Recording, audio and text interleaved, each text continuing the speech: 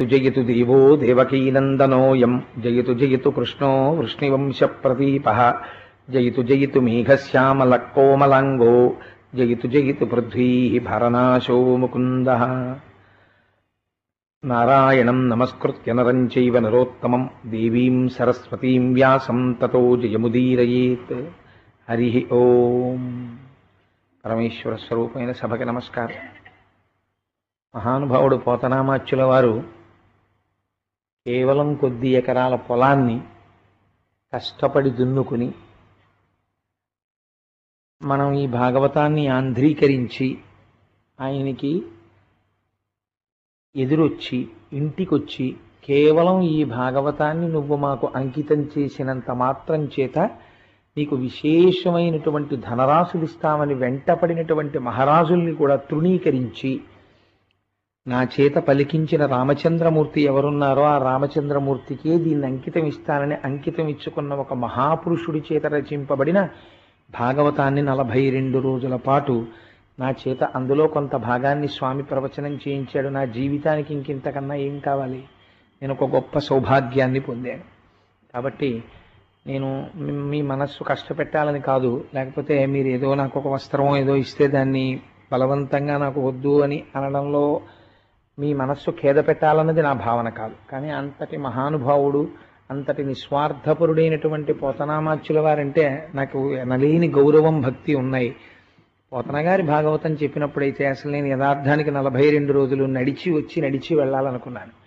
కానీ అది ఆఫీసు, ఇల్లు, పరుగు, టైం లేకపోవడం, దీంతో కారు మీద వచ్చి కారు మీద వెళ్ళడానికి పెద్ద విశేషం కాదనుకోండి.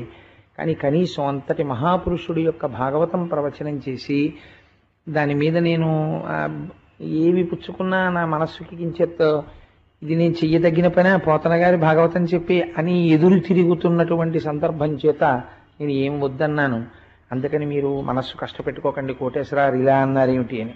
ఒకవేళ అంతకా కాదు, నాకు కోటేశ్వరారు మేము భాగవతం విన్నాం కదా మేము ఇవ్వాలి అని కొంతమంది మనస్సులో బాగా రూఢిగా ఏమైనా మీరు అభిప్రాయం చేసుకుని ఉంటే నాదొక ప్రార్థన, ఈశ్వరుడికి ఇస్తే నాకన్నా ఎక్కువ ఇచ్చినట్టే. మీరు ఏమి ఇవ్వాలనుకుంటున్నారో అది అయ్యప్ప స్వామి వారి హుండీలో వేసేసి. అందుకని దయచేసి ఈ ఒక్కసారికి నా మాట మన్నించవలసిందిగా మిమ్మల్ని కైమోడ్చి ప్రార్థన చేస్తున్నాను. అందులో అహంకారం కానీ లేకపోతే అదేదో దానివల్ల నేను పెద్ద గొప్పవాళ్ళలాగా ఆవిష్కరించాలని కానీ నా ప్రయత్నం కాదు. పోతన గారి యొక్క గొప్పతనాన్ని నిలబెట్టాలి అని రెండు నాకు ఈశ్వరుడు అన్నీ ఇచ్చాడు. ఇద్దరం ఉద్యోగాలు చేస్తున్నాం, మీ అందరికీ తెలిసి నేను అస్తమానం చెప్తుంటాను. స్వామి నన్ను చతుర్భుజుండి చేశాడు, ఉన్నది 2 పిల్లలు, ఇద్దరం సంపాదిస్తున్నాం. ఏమిటి పట్టుకెళ్ళిపోతావు అని పురాణాల్లో చెప్పి నేను పట్టుకెళ్ళి ఏం దాచను. చాలు, నేను జీవించి ఉన్నంత కాలం ఆరోగ్యం నిలబడి, నేను తినడానికి లోటు లేకుండా, కట్టుకోవడానికి బట్టకి లోటు లేకుండా ఆయురారోగ్యాలతో ఉండి నా చిట్ట చివర ఊపిరి వరకు ఈశ్వరుడి గురించి నేను స్తోత్రం చేసుకోగలిగితే నా జన్మకంతకన్నా సార్థకం. హరి ఓం. భాగవత ప్రవచనానికి సంబంధించినంత వరకు కృష్ణ భగవానుడి యొక్క లీలల గురించి, కృష్ణ భగవానుడు చేసినటువంటి అనేకమైన విశేషముల గురించి మీకు చెప్పి ఉన్నాను. అందుచేత ఇవాళ నేను బలరాముడి యొక్క లీలల గురించి 1-2 మాటలు చెప్పాలి అనుకుంటున్నాను. కాబట్టి ఆ బలరాముడు చేసినటువంటి కొన్ని లీలల గురించి ఇవాళ నేను మీకు విజ్ఞాపన చేసే ప్రయత్నం చేస్తాను. అందులో నేను స్కందము వరుస పాటించకుండా ఒక్కొక్కసారి అటు ఇటు అడుగు వేసే ప్రయత్నం చేస్తాను. నాకు ఈ కోరిక ఎందుకు పుట్టిందంటే, నిన్న దశావతారాల్లో బలరాముడిని చూసిన తర్వాత అయ్యో బలరాముడి గురించి నేను 1-2 మాటలు చెప్తే బాగుండేమో అని అనిపించింది. అందుకని ఇవాళ ఆ సబ్జెక్ట్ తీసుకునే ప్రయత్నం చేస్తున్నాను. దుర్యోధనుడికి ఒక కుమార్తె, ఆవిడ పేరు లక్షణ. ఆ లక్షణ అనబడేటటువంటి కన్యకి ఒకానొక సమయంలో వివాహాన్ని నిర్ణయం చేశారు. నిర్ణయం చేస్తుంటే రాజుల యొక్క కుమార్తెల్ని వివాహం చేసుకోవడం అంటే ఎవరైతే వాళ్ళు వీర్యశుల్కలుగా కూడా ప్రకటిస్తూ ఉంటారు, అంటే వాళ్ళు నిర్ణయించినటువంటి ఆ పణముగా దీన్ని పెడతారో, అనగా రామచంద్రమూర్తి ఒక శివధనస్సుని ఎక్కుపెట్టి సీతమ్మ తల్లిని వివాహం చేసుకున్నటువంటి రీతిలో ఒక్కొక్కసారి వీర్యశుల్కగా ప్రకటింపబడినటువంటి కన్యని రాజులు చేపడుతుంటారు. తమ యొక్క వీరత్వాన్ని ప్రకటించి కూడా ఆడపిల్లని చేపడుతుంటారు. అలా కృష్ణ పరమాత్మ యొక్క కుమారుడైనటువంటి సాంబుడు దుర్యోధనుడి కుమార్తె అయినటువంటి లక్షణ వివాహం జరుగుతుండగా తన వీరత్వాన్ని ప్రకటించి ఆమెని తీసుకుని ద్వారకానగరం వైపుకి వచ్చేస్తున్నాడు. వచ్చేస్తుంటే దుర్యోధనుడు, మన దగ్గర ఉండేటటువంటి బలగాలు సామాన్యమైనటువంటి బలగాలు కావు, కాబట్టి వెంటనే భీష్మ, ద్రోణ, కర్ణ, కృపాచార్యుల వంటి అతిరథ మహారథులు ఉన్నటువంటి సేనా విభాగం మంది, ఇటువంటి వాళ్ళున్న చోట దుర్యోధనుడి కుమార్తె అయినటువంటి లక్షణని ఆ సాంబుడు తీసుకెళ్లడం, దాన్ని మనం ఉపేక్షించడం తగని పని, కాబట్టి అందరూ సైన్యంతో వెళ్ళి ఆయన్ని ప్రతిఘటించండి అన్నాడు. ఇంతమంది సైన్యం వెళ్ళి ప్రతిఘటించినా సరే ఒక్క సాంబుడు వాళ్ళందరితో ఎంత గొప్ప యుద్ధం చేశాడంటే, సాంబుడు వేసినటువంటి బాణముల చేత దెబ్బతిన్న కౌరవుల యొక్క శరీరములన్నీ కూడా పూచినటువంటి కింశుక వృక్షములలా కనపడ్డాయి. అంటే రక్తధారలతో తడిసిపోయి ఉన్నాయి. అటువంటి యుద్ధం చేశాడు. ఆ సాంబుణ్ణి ఓడించలేక అందరి వీరులు కలిసి ఏకకాలమునందు అభిమన్యుడి మీద దాడి చేసినట్టుగా వచ్చి సాంబుడి మీద పడ్డారు.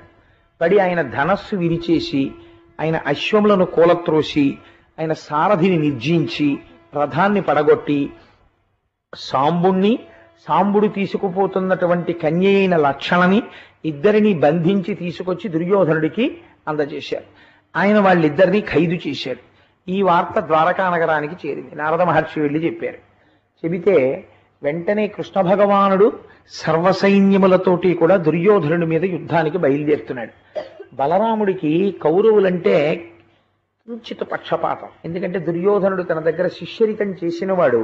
అందుచేత ఈ మాత్రం దానికి యుద్ధం వరకు ఎందుకు, ఇక్కడ ఉండేటటువంటి యాదవ పెద్దల్ని తీసుకుని నేను అక్కడికి వెడతాను, వెళ్ళి దుర్యోధనుడికి 4 మంచి మాటలు చెప్పి ఆ లక్షణని మళ్ళీ మన కోడలుగా తీసుకొస్తాను అని చెప్పి పెద్దలతో కలిసి రథం ఎక్కి బయలుదేరాడు. వెళ్ళి ఆ ఊరిలోకి ప్రవేశించకుండా ఊరికి మొగన, అంటే ఊరి యొక్క పొలిమేరలో ఉండేటటువంటి ఒక ఉద్యానవనంలో విడిది చేశారు. చేసి ఒక చెట్టు కింద కూర్చుని తనతో వచ్చినటువంటి మహాభాగవతులైనటువంటి వారందరూ చుట్టూ పరివేష్టిస్తుంటే నక్షత్ర మండలం మధ్యలో చంద్రుడు ఎలా ఉంటాడో అలా ప్రకాశించాడు బలరాముడు. ఆయన గురించి చెప్తూ పోతన గారు ఒక మాట అంటారు, బలము మిగుల కలుగ బలభద్రుడనిలోక రమణుడగుట చేసి రాముడనియు. బలరాముని యొక్క బలం అంతా ఇంత అని చెప్పలేము, అంతటి మహాబలవంతుడు. అందుచేత ఎప్పుడైతే ఆయన వచ్చి తన దగ్గర ఉండేటటువంటి ఉద్ధవుడిని నిరంతరము కృష్ణ భగవానుడితో ఉంటాడు. భాగవతంలో అవతార పరిసమాప్తి చేసే ముందు కృష్ణ భగవానుడు ఉద్ధవుణ్ణి పిలిచి వేదాంత బోధ చేస్తాడు. చాలా అద్భుతంగా ఉంటుంది అది.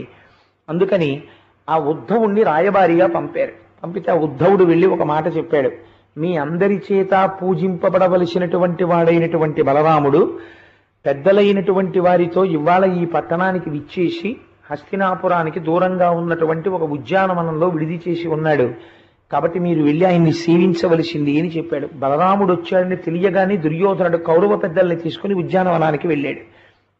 అర్ఘ్యపాద్యాదులు ఇచ్చాడు, వారిని సేవించాడు. కొంతమంది యొక్క ప్రవర్తన చాలా విచిత్రంగా ఉంటుంది. వాళ్ళు సేవించరా అంటే సేవిస్తారు, వాళ్ళు నమస్కారం చేయరా అంటే నమస్కారం చేస్తారు, వాళ్ళు భక్తితో ఉండరా అంటే చాలా భక్తిగా ఉంటారు. కానీ వాళ్ళ ధూర్తతనంలో మాత్రం ఇంత కూడా మార్పు ఉండదు, అంతే ధూర్తతనంతో ఉంటారు. అలాంటి వాళ్ళల్లో దుర్యోధనుడు ఒకడు.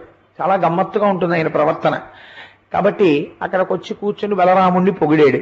ఇంత సేవించిన తరువాత బలరాముడు అన్నాడు, నా తమ్ముడైనటువంటి కృష్ణ పరమాత్మ యొక్క కుమారుడైన సాంబుడు నీ కుమార్తె అయిన లక్షణని చేపట్టాలని ప్రయత్నం చేస్తుంటే నిగ్రహించి వాళ్ళని ఖైదు చేశావని తెలిసింది. అందుచేత నా కుమారుడు అనగా తమ్ముడు కుమారుణ్ణి కోడల్ని విడిచిపెట్టి నాతో పంపు అని అడిగాడు. అడిగితే వెంటనే దుర్యోధనుడు మాట్లాడిన మాట ఎంత చిత్రంగా ఉంటుందో చూడండి. చాలా ఆశ్చర్యంగా ఉంటుంది.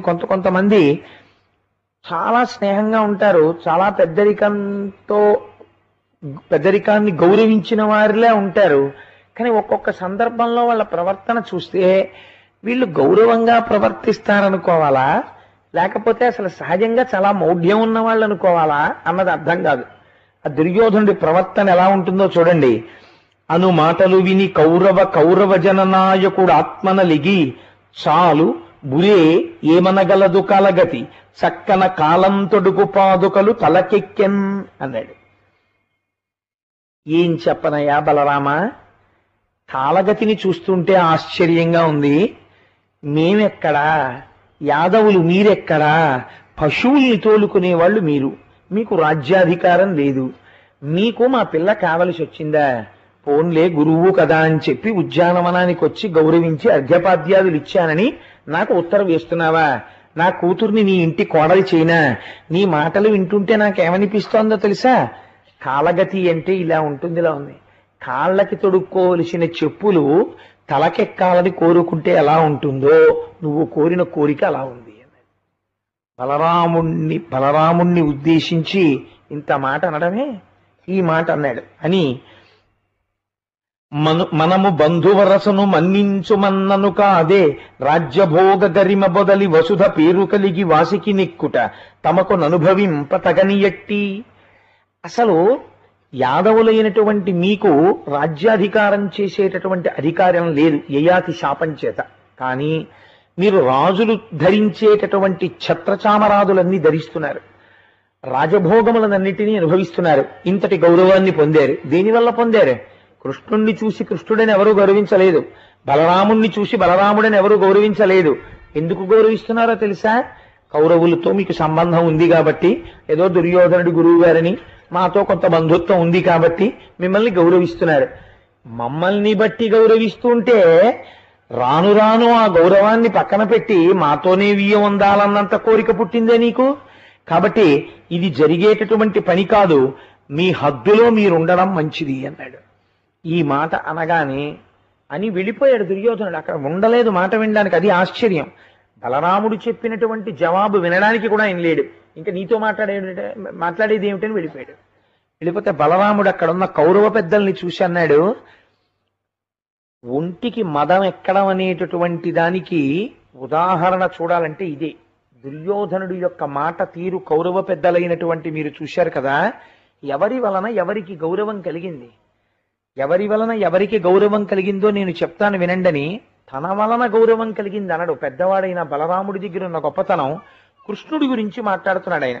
ఆయన అంటాడు, ఏ దేవు భృత్యులై ఇంద్రాది దిక్పాలవరులు భజింతురు వరుసతోడ, ఏ దేవు మందిరం వేపారు దేవత తరుసభా విభవ సుందరత చెంది, ఏ దేవు పదయుగం వేప్రొద్దు సేవించు అఖిల జగన్మాతయైన లక్ష్మి, ఏ దేవు చారు సమిద్ధ కళాంశ సంభవులము పద్మజ భవులు నేను, అట్టి దేవుండు దుష్ట సంహారకుండు హరిముకుందుండు పంపు సేయంగ నొప్పు, ఉగ్రసేనుని రాజ్య సమగ్ర గరిమ దార ఇచ్చిన దటతలంప. ఎంత గొప్ప మాట అన్నాడో చూడండి.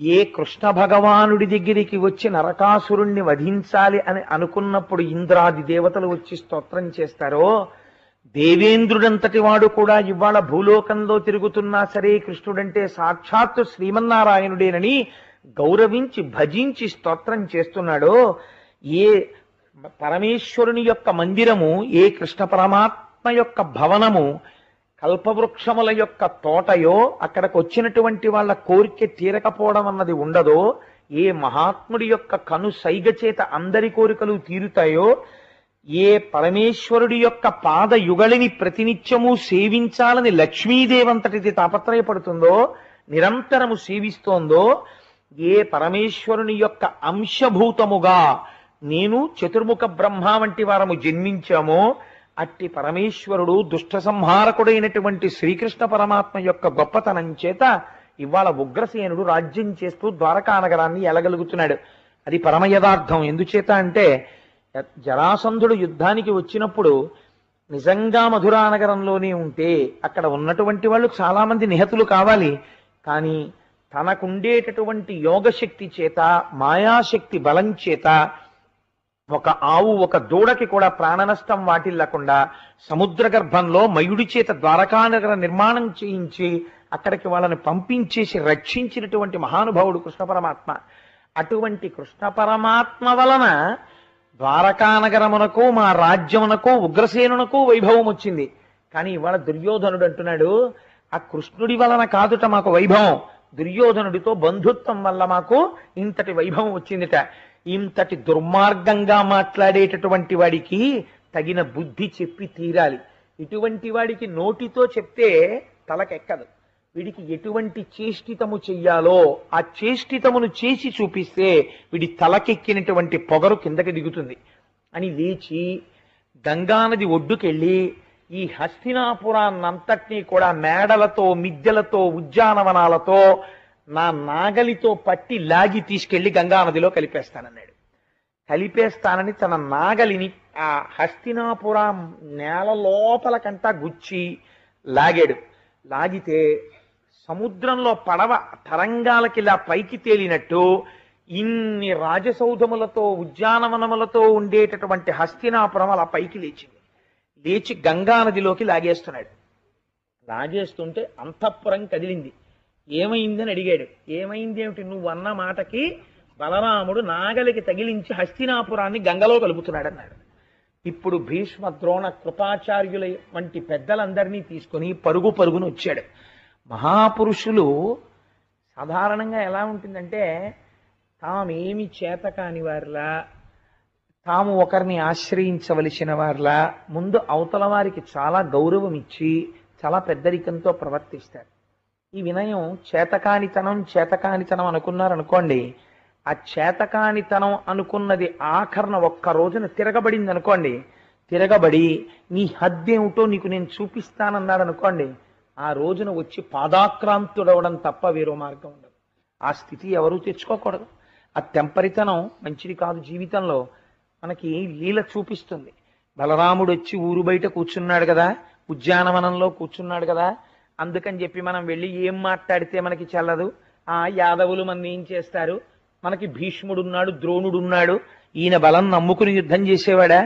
ఎప్పుడు యుద్ధం చేసినా భీష్మాచార్యుల వారి మీద ద్రోణాచార్యుల వారి మీద నమ్మకమే. ఆ కురుక్షేత్ర యుద్ధం జరిగినప్పుడు ప్రతిరోజు మహానుభావుడు భీష్మాచార్యుల వారి జీవిత చరిత్ర చదువుతుంటే, నిజంగా భీష్మ పర్వం చదువుతుంటే కళ్ళమ్మ నీళ్లు వస్తాయి. ప్రతిరోజు నిందించేవాడు. యుద్ధం చేసి వచ్చిన తర్వాత, నిన్ను నమ్ముకుని యుద్ధం చేశాను, ఎంతమందిని చంపావు, ఏం చేశావు, స్వచ్ఛంద మరణం వరం ఉంది, ఒక అర్జునుడిని చంపలేవా, ఓ ధర్మరాజుని చంపలేవా, నువ్వు పక్షపాతివి, మాతో ఉంటావు, వాళ్ళతో తిరుగుతావు, ఇన్ని మాటలు అనేవాడు. వృద్ధుడైపోయి ఇంతమందిని పెంచి పెద్ద చేసినందుకు తను తిరిగి ఎవరికైనా చెప్పుకోవడానికి కూడా ఎవ్వరూ లేక పాపం ఎంత దుఃఖపడ్డాడో భీష్మాచార్యుల వారు. అంతటి తెంపరితనం, జీవితం అంతా ఒకటే తెంపరితనం దుర్యోధనుడి. ఎప్పుడూ అవతల వారిని అధిక్షేపించి మాట్లాడటమే. ఆ మాట ఎంత ప్రమాదాన్ని తీసుకొస్తుందో చూపిస్తున్నారు. మాటల చేత దేవతలు మన్నన చేసి వరంబులిత్తురున్. ఈ చేసిన పని ముందే చేస్తే గొడవ వదిలిపోతుందిగా. ముందే బలరాముడికో నమస్కారం చేస్తే వదిలిపోదు. ఇప్పుడు భీష్మ ద్రోణ కృపాచార్యుల వంటి పెద్దలందరినీ తీసుకుని ఆయన దగ్గరికి పరిగెత్తాడు. పరిగెత్తి ఇప్పుడు స్తోత్రం మొదలెట్టాడు. ఎంత చిత్రమైన స్తోత్రం!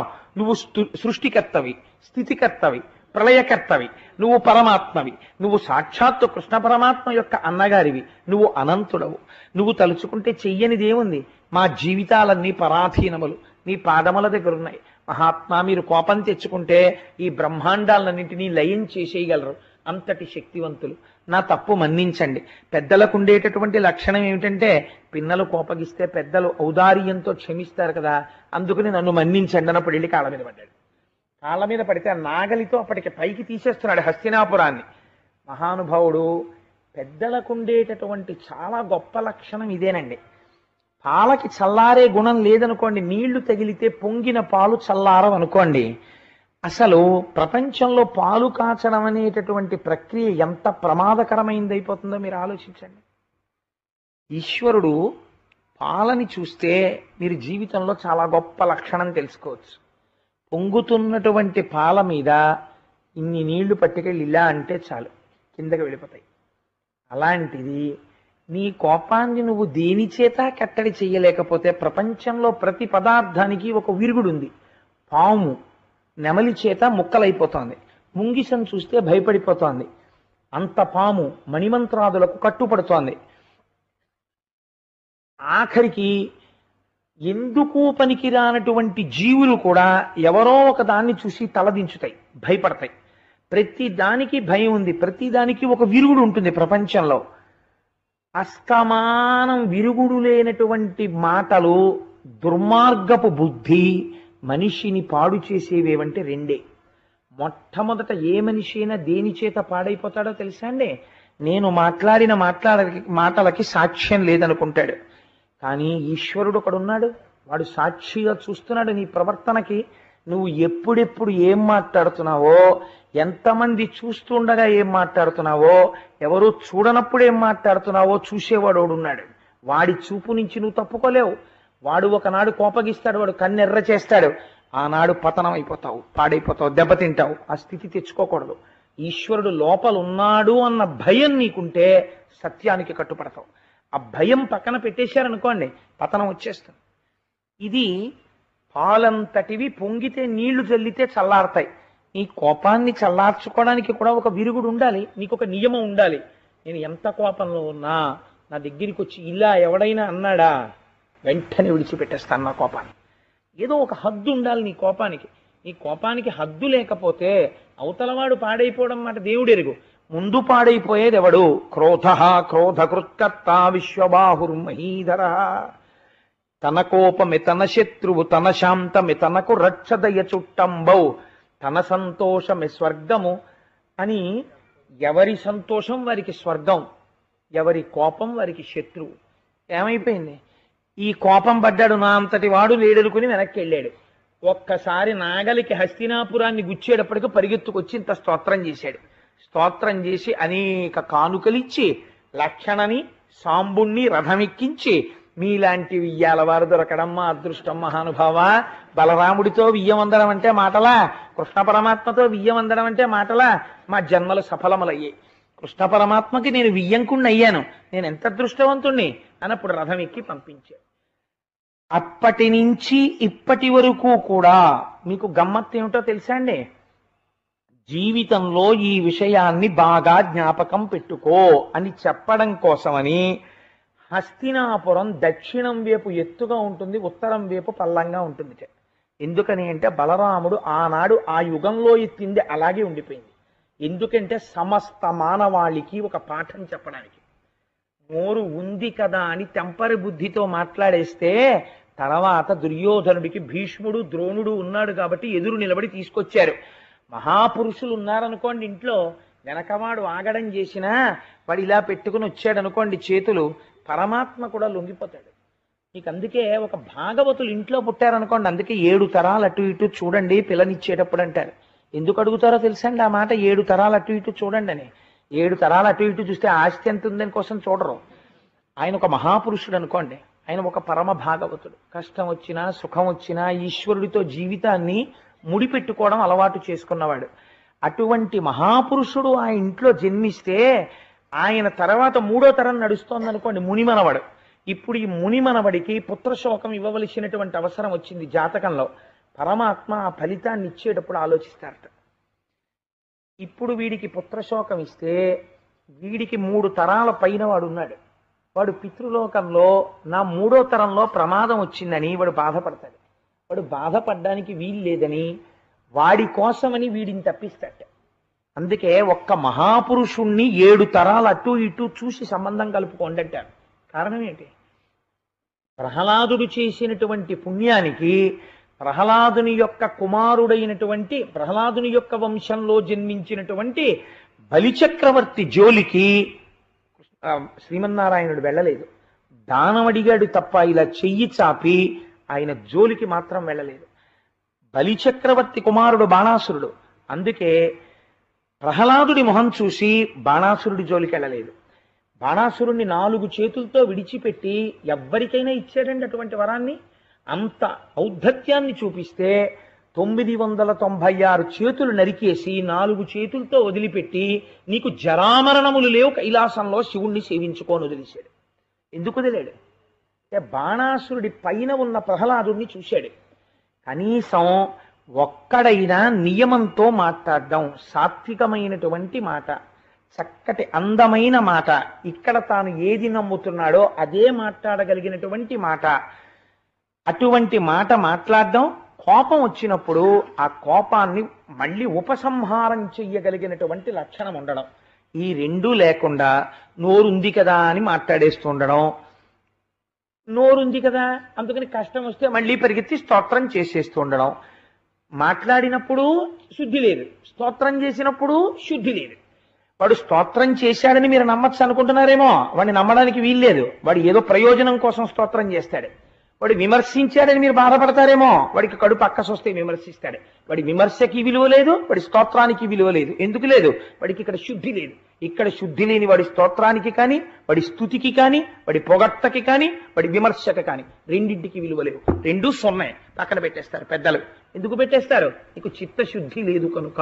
ముందు చిత్తశుద్ధి తెచ్చుకుంటే నోటి వెంట వచ్చినటువంటి మాటకి గౌరవం ఉంటుంది.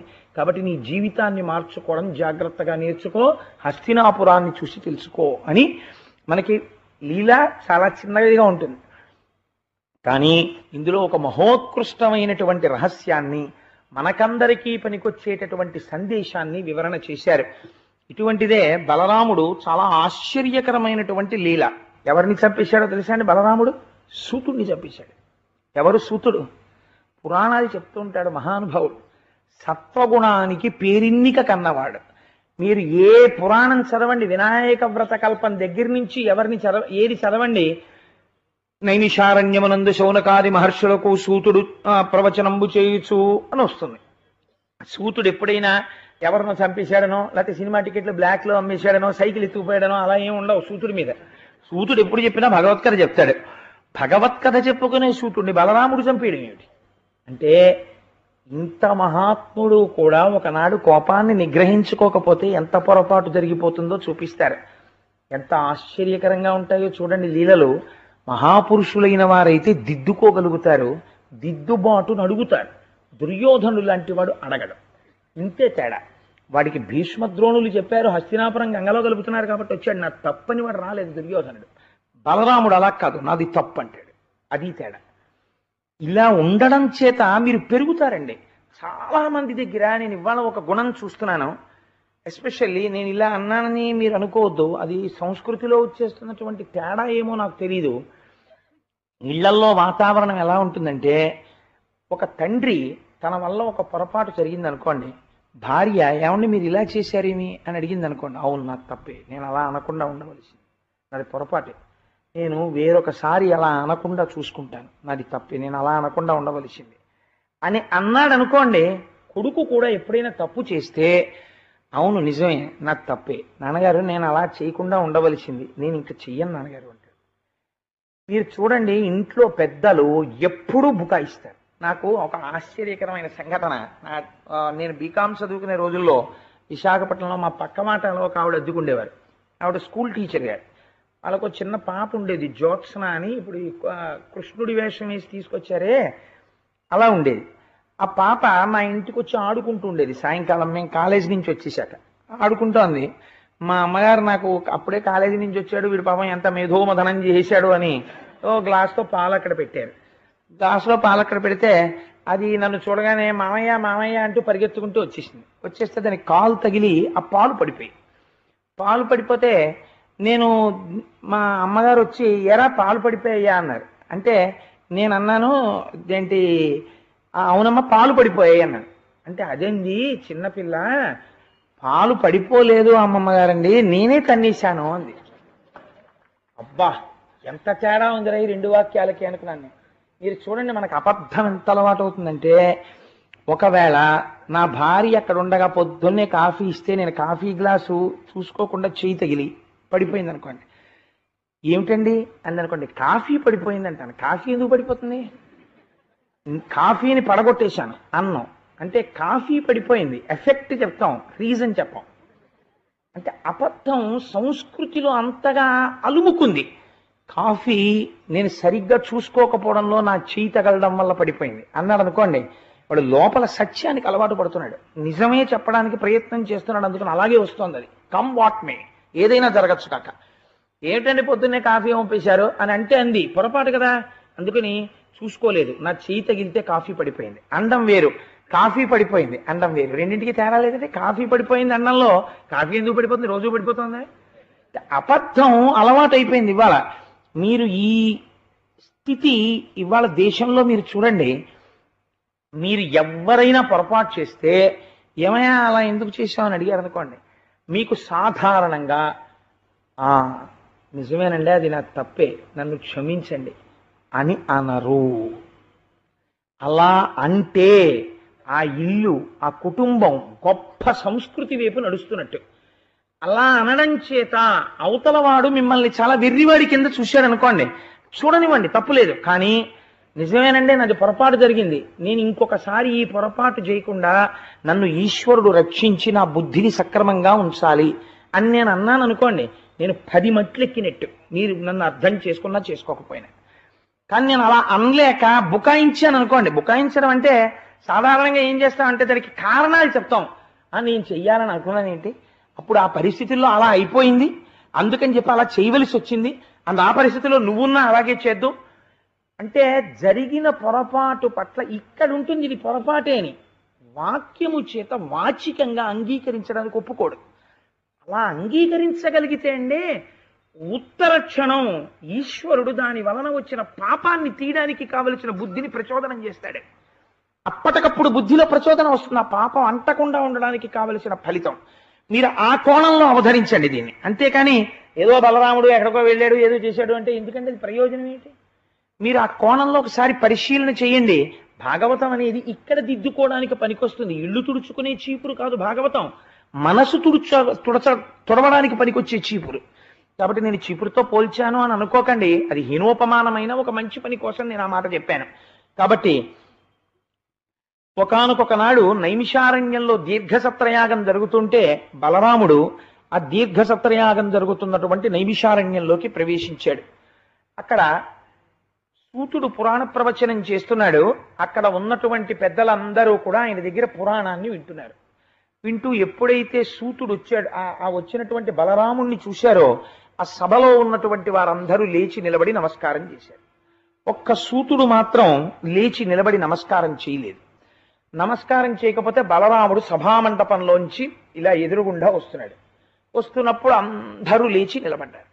లేచి నిలబడగానే సూతుడంటే ఏమిటి, ఆయనకి ఏం పెద్ద ఫిక్స్డ్ డిపాజిట్లోను టర్మ్ డిపాజిట్ రిసీట్లు అవేం ఉండవు, ఆయన భగవత్కథ అమ్ముకుని ఉంటాడు అంతే సూతుడంటే. బలరాముడు చూశాడు, ఇంతమంది లేచి నిలబడ్డారు, నేను ఒక అవతార ప్రయోజనం కోసమని వచ్చినటువంటి అనంతుణ్ణి, నన్ను చూసి ఇందరు నిలబడ్డారు, ఒక్క సూతుడు మాత్రం నిలబడలేదు. అంటే వీడిని నేను గౌరవించేదేమిటి అన్న భావనలో ఉన్నాడు. కాబట్టి ఇతనికి నేను బుద్ధి చెప్పాలి అనుకున్నాడు. దగ్గరగా వచ్చాడు. అక్కడ దర్భలున్నాయి, ఒక దర్భ ఒకటి చేత్తోకి తీసుకున్నాడు. తీసుకుని ఆ దర్భల యొక్క అంచు చాలా పదునుగా ఉంటుంది. బలరాముడి దెబ్బ అంటే మాటలు కాదు కదండి. అందుకని ఆ దర్భలు పెట్టి కంఠం మీద కొట్టాడు.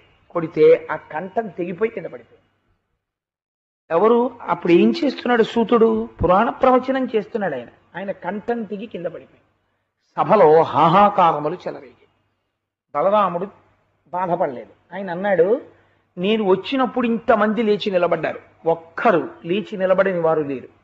కానీ నేను ప్రవచనం చేస్తున్నాను, నేను ఎందుకు లేవాలని సూతుడు లేవలేదు. నా పట్ల అధిక్షేపించి ప్రవర్తించాడు కాబట్టి నేను ఆయన యొక్క కంఠాన్ని నరికేశాను అన్నాడు. అంటే అక్కడ ఉన్నవాళ్ళు అన్నారు, ఆ వింటున్న వాళ్ళు, బలరామ నీ వలన జరగకూడనటువంటి ఘోరమైనటువంటి అపచారము జరిగింది. ఎందుచేత ఆయన లేవలేదో తెలుసా? సూతుడు ధర్మాధర్మ వివక్ష తెలుసున్నవాడు, మహానుభావుడు, ఏది ఎప్పుడు చెయ్యాలో సమయమెరిగి చేయడము తెలుసున్నవాడు, మనస్సు యందు రాగద్వేషములు అంటకుండా భాగవతుల యొక్క భగవంతుని యొక్క సేవ చేసుకునేవాడు. ఆయన లేవకపోవడానికి కారణం మేము చెప్తాం విను. అనగా ఇతనికి బ్రహ్మాసనమిచ్చుట చేసి నీవు చనుదే ఇతడాసనమును దిగడయ్యే ఇంటియ మును నీమతి నిరుగ అర్ధముంకలదెహరి. నీకు తెలియనటువంటి రహస్యాలున్నాయా బలరామా? నీకు తెలియని ధర్మ సూక్ష్మాలున్నాయా? అనగా పాపము లేనివాడా? పాపం ఉంటే కదా ఇలాంటి ఆలోచనలు రావాలి. పాపము లేనివాడివి నీకు ఇలాంటి ఆలోచన వచ్చింది ఏమిటి ఇవాళ? ఏం ఆశ్చర్యం! ఆయనకి మేము బ్రహ్మాసనం ఇచ్చాం, బ్రహ్మ పదవిని ఇచ్చాం. అందుకని ఆయన బ్రహ్మయ్యై కూర్చుని ఉన్నాడు. బ్రహ్మయ్యై కూర్చుని ఉండగా నువ్వు సభలోకి వచ్చావు. ఎవరు బ్రహ్మగా కూర్చుని ఉన్నాడో అటువంటి వాడు లేచి నిలబడవలసినటువంటి అవసరం లేదు. ఎందుచేత అంటే ఆయన మిగిలిన వారందరి చేత పూజింపబడుతున్నటువంటి పెద్ద ఆసనమనందున్నాడు. అందుచేత ఆయన మాత్రం లేచి నిలబడి నమస్కరించవలసిన అవసరం లేదు, కూర్చుని ఉండొచ్చు. అందుకుని కూర్చున్నాడు సూతుడు. సూతుడు యందు దోషం లేదు. కానీ నువ్వేం చేశావు? ఆయనకి మేము బ్రహ్మ పదవినిచ్చాం, బ్రహ్మాసనం వేసి కూర్చోపెట్టామని తెలియక ఆయన కుత్తుకు కోసేశాం. కాబట్టి ఇప్పుడు నిన్ను పాపం పట్టుకుంది. ఇది సామాన్యమైన పాపం కాదు, అటువంటి వాణ్ణి చంపావు. ఇందులో రహస్యాన్ని మీరు గుర్తెరగండి. ఈ పాపం చెయ్యని వాళ్ళు చాలా తక్కువ మంది ఉంటారు. నేను తరచు చూస్తూ ఉంటాను. మనం పేరు వదిలిపెట్టేస్తాం, వదిలిపెట్టేసి ఒక మాట అంటుంటాం. ఏమనంటే, ఎవరైనా మన ఇంట్లో పూజ చేయించి, ఒక సత్యనారాయణ వ్రతం చేయించి, లేకపోతే మన ఇంట్లో చెయ్యవలసినటువంటి చక్కటి క్రతువులన్నీ చేసేటటువంటి వారు ఉంటారు. వారిని ఏమని పిలుస్తాం? మా ఇంటి బ్రహ్మగారండి అంటాం. ఆయన వచ్చి పూజ చేయించేటప్పుడు ఆయన ఏం చేస్తాం? అయ్యా బ్రహ్మగారు, అయ్యా బ్రహ్మగారు అని పిలుస్తాం. ఆయన ఇంట్లోకి రాగానే మీరు ఆయనకి కాళ్ళు కడుక్కోవడానికి నీళ్ళిచ్చి, ఆయన్ని తీసుకొచ్చి ఆయనకి వేసినటువంటి పీట మామూలు పీట కాదు. మీరేం వేశారు? ఆయనకి బ్రహ్మాసనం ఇచ్చారు. అంటే ఇప్పుడు ఆయన పెద్ద చతుర్ముఖ బ్రహ్మగారు ఈ బ్రహ్మాండములకంతటికీ సృష్టికర్తగా ఎలా పెద్దవాడో, వయస్సుతో సంబంధం లేకుండా ఆయన బ్రహ్మాసనం మీద కూర్చుని ఉండగా ఆయన పెద్దవాడు. ఆయన ఏం చేయించాడో అది పూజ అవుతుంది. ఆయన్ని మీరు ఒకసారి ఆ పీట మీద కూర్చోపెట్టిన తర్వాత ఆయన, అమ్మ సత్యనారాయణ వ్రత కథ మీకు నేను టూకీగా చెప్పేస్తాను, అందులో సూక్ష్మం మీరు గ్రహించండి చాలు అని 4 అధ్యాయాల కథని 5 నిమిషాల్లో చెప్పేశారనుకోండి. చెప్పేస్తే ప్రధానమైనటువంటి ఇతివృత్తాన్ని ఆయన ఆవిష్కరించారు. ఆవిష్కరించి కథ చెప్పేశారు. నేను చాలా చోట్ల చూస్తుంటాను, చాలా ఇళ్లలో చూస్తుంటాను. ఒక పూజ ఏదో చేయిస్తారు. ఆ ఇంటికి వచ్చినటువంటి వాళ్ళు ఎవరో ఉంటారు, ఆ పూజ చూడ్డానికి వచ్చిన వాళ్ళు అంటారు, ఏమండి మేము మా మామయ్య గారి ఆడబడుచు ఇంటికి మొన్న వెళ్ళాం, వాళ్ళు ఇలా చేయించారు, వాళ్ళు ఇది కూడా నైవేద్యం పెట్టించారు, వాళ్ళు కొబ్బరికాయలన్నీ కొట్టేయాలన్నారు, అధ్యాయానికి 2 కొట్టాలన్నారు, మీరు ఒకటే కొట్టించారే. వెంటనే ఏమవుతుందో తెలుసా అండి? మీరు పూజ చేసిన పుణ్యం రాదు. బ్రహ్మస్థానమునందు కూర్చోపెట్టిన వాణ్ణి అధిక్షేపించి ఆయన చెప్పవలసింది నువ్వా చెప్పవలసింది? ఆయన నడువడి చేత, ఆయన ఉపాసన బలం చేత, ఆయన కూర్చున్న స్థానము వలన మీ పూజ పూర్ణత్వాన్ని పొందేస్తుంది. ఒక్కొక్కసారి వచ్చినటువంటి వాడు మహాపురుషుడై ఉంటాడు, ఆయన ఎంత పూజ చేయించాడు కాదు, ఆయన మీతో రామా రామా రామా అనిపించాడు అనుకోండి, మీకు పూర్ణసిద్ధి వచ్చేయచ్చు. చెప్పలే. నేను ఇందాక ఆ మాట అంటే నాకు జ్ఞాపకానికి వచ్చింది, స్ఫురణకి. మా ఇంటికి సాయంకాలం సుబ్రహ్మణ్య శర్మ గారు వచ్చారు. వారు పరమ గురుభక్తి కలిగినటువంటి వారు వారి గురువు గారైనటువంటి కృష్ణావధానుల గారి గురించి మాట్లాడుతూ ఒక మాట చెప్పారు. కృష్ణావధానుల గారికి షష్ఠి పూర్తి చేసుకునేటటువంటి వయస్సు వచ్చింది, 60 ఏళ్ళు. వస్తే ఇంకా పుట్టినరోజు వచ్చింది అనుకోండి, వస్తే ఆయన దగ్గర వేదం చదువుకున్న వారు, ఆయనకి శిష్యులైన వారు, ప్రశిష్యులైన వారు, ఆయనతో అనుబంధము కలిగిన వారు, ఐశ్వర్యమునందు మితిలేని వారి దగ్గర నుంచి ఎందరో ఉన్నారు. కాబట్టి వారందరూ షష్ఠి పూర్తిని తెలిస్తే పంచల చాపలని అవని ఇవని ఏవో పట్టుకుని వస్తారు కదా. కాబట్టి ఆయన ఎంత చక్కటి పని చేశారో చూడండి. షష్ఠి పూర్తి ఉన్నది అనగానే ఒక 10 రోజుల ముందు ఎవ్వరికీ చెప్పకుండా ఇల్లు తాళం వేసుకుని ఓ సూట్ కేసు అట్టుకుని భార్యను తీసుకుని కాశీ పట్టణానికి వెళ్ళిపోయి ప్రతిరోజు భార్యతో కలిసి గంగా నదిలో స్నానం చెయ్యడం, సంకల్పం చెప్పుకోవడం, గోపూజ చేసుకోవడం, చక్కగా విశ్వేశ్వరలింగానికి వెళ్ళి అభిషేకం చేసుకోవడం, 60 రోజులు భార్యతో వారణాసిలో గడిపి షష్ఠి పూర్తి చేయడానికి కుదరదు, గురువుగారు కాశీ వెళ్ళిపోయారనిపించుకున్న తర్వాత అప్పుడు తిరిగి భార్యతో తిరిగి ఇంటికి వచ్చేసారు. ఎంతటి మహాపురుషుడండి ఆయన! ఏ వేదమైన చదువుకున్నారో ఆ వేదాన్ని ఆచరణలోకి తెచ్చుకున్న బ్రాహ్మణుడు. నేను ఒక్క మాట విని తెల్లబోయాను.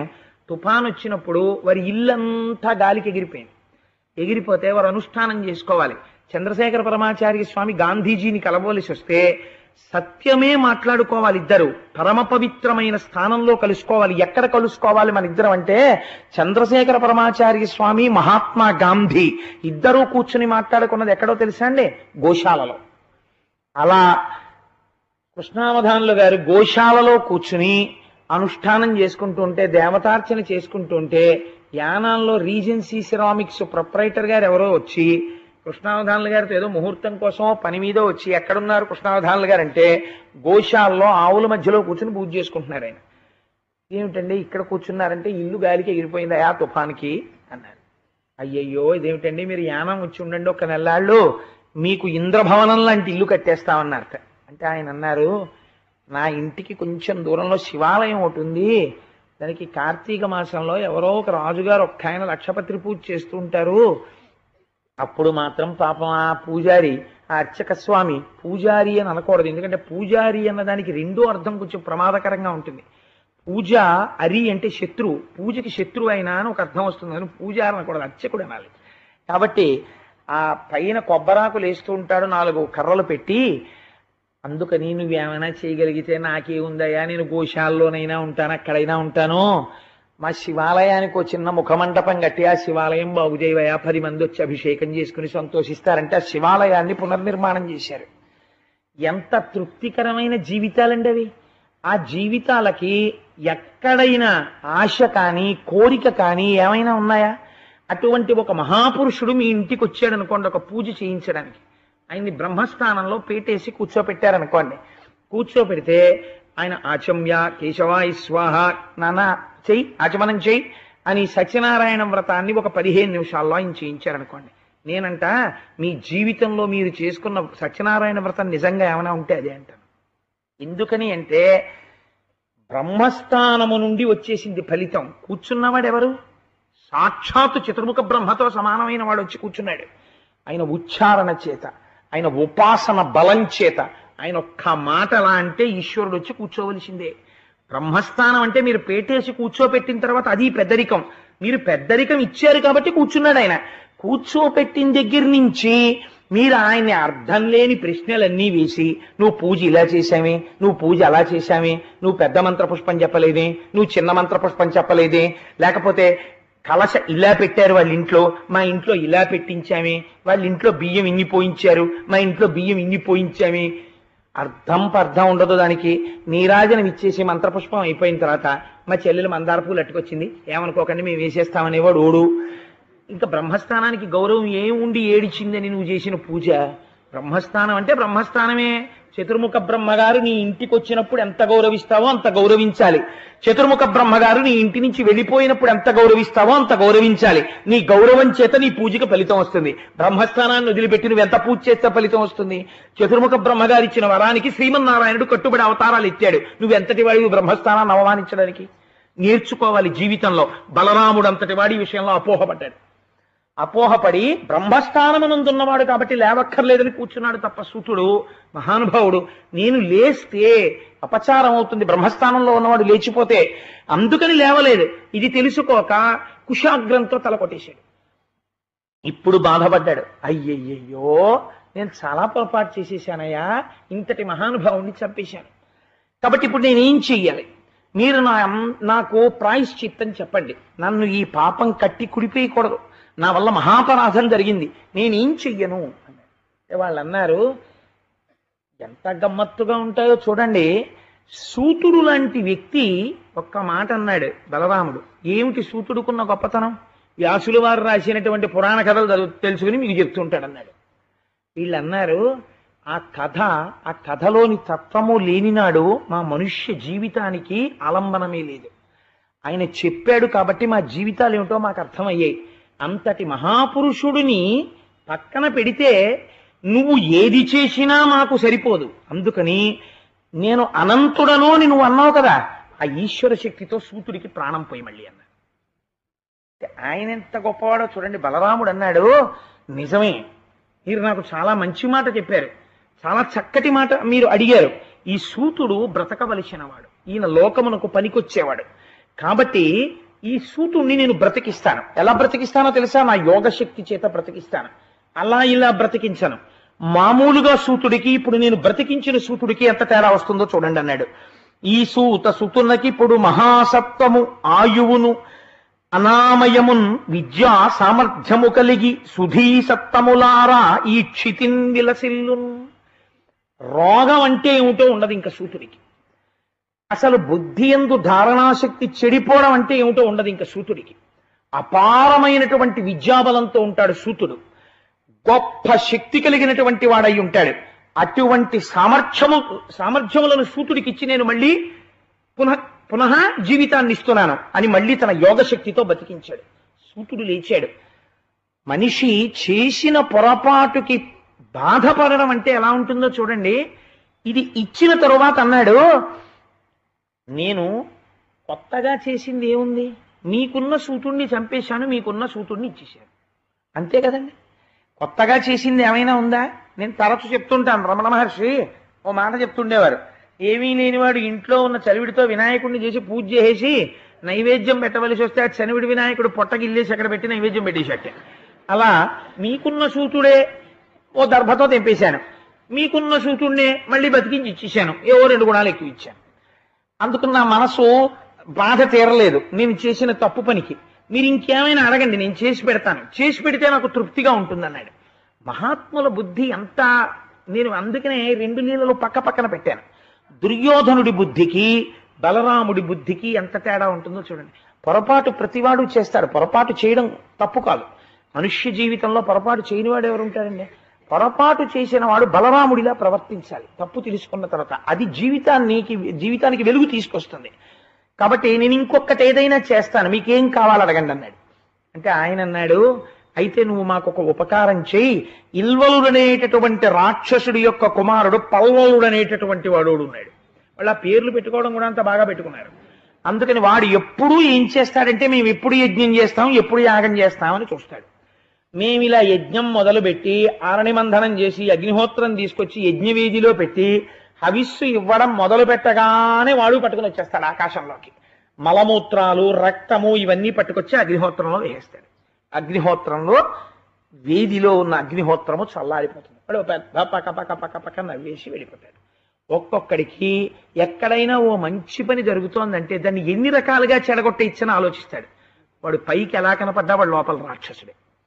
కాబట్టి ఎటువంటి ఆలోచన పల్వలుడిది అంటే, ఎలా పాడు చేసేద్దాం యజ్ఞయాగాదులు, ఎందుకు అది పాడు చేసేస్తే ఏమిటి, అదేనా పోస్టా, అదేనా ఉద్యోగం, అది ఎవరన్నా ఇచ్చాడా వీడికి? ఆసురీ ప్రవృత్తి. మీరు కొంతమందిని చూడండి, ఇదే పని మీద ఉంటారు. వాడి పని ఏమిటంటే, ఎక్కడైనా ఓ మంచి పని జరుగుతోంది అనుకోండి, వాడికి ఉన్న తెలివితేటలన్నీ పణంగా పెట్టి దాన్ని ఎంత బాగా పాడు చేసేయచ్చు అని ఆలోచిస్తాడు. వాడు పచ్చగడ్డిలో అగ్నిహోత్రాన్ని పుట్టిస్తాడు, కర్పూరానికి చల్లదనాన్ని తీసుకొస్తాడు. వాడి బుద్ధి అంత గొప్పగా ఉంటుంది. కాబట్టి వీడికి చేసే పని ఏమిటంటే అదే ఆసురీ ప్రవృత్తి. కాబట్టి యజ్ఞవేది యొక్క అగ్నిహోత్రమునందు మలమూత్రములు వేసి చల్లారుస్తుంది. వాడు సంతోషపడిపోయి వెళ్ళిపోతుంటాడు. వీరు మళ్ళీ ఎక్కడికో పెడతారు పాపం, మళ్ళీ మొదలెడతారు, మళ్ళీ మొదలు వాడు వచ్చేస్తుంటాడు. వాడి అడిగే కోరిక కూడా అర్థం ఉండాలండి. ఎవరైనా ఓ కోరిక కోరుకోండి అన్నారు అనుకోండి, కోరిక కోరుకోండి అనగానే ఓ వెర్రి కోరిక ఒకటి వచ్చేసింది అనుకోండి, వచ్చేస్తే దాంట్లోంచి ప్రమాదం వచ్చేస్తుంది. నీతి చింద్రికలో ఒక కథ ఉంది. వెనకటికి ఓ వెర్రి బ్రాహ్మడు దానం పెట్టడానికి వెళ్ళేట్టే, పెడితే ఆవిడెవరో ఫోన్లే ఉండిపోయింది కదా అని చెప్పి ఓ కేజీ బియ్యం పిండి ఇచ్చింది ఆవిడ. మామూలుగా ఇంట్లో ఏదో భోజనం పెట్టేసి రూపాయి పావులాయో ఎంతో ఇచ్చి, పట్టుకెళ్ళబోయి మా ఇంట్లో ఉండిపోయింది ఎప్పుడైనా అట్లేసుకో అని ఓ కేజీ బియ్యం పిండి ఉంటే ఇచ్చింది. వాడు ఏం చేశాడంటే ఆ కేజీ బియ్యం పిండి తెచ్చిన దగ్గర నుంచి ఇంకా వాడికి ఆరాటం. వెర్రి ఎలా ఉంటుందో చూడండి.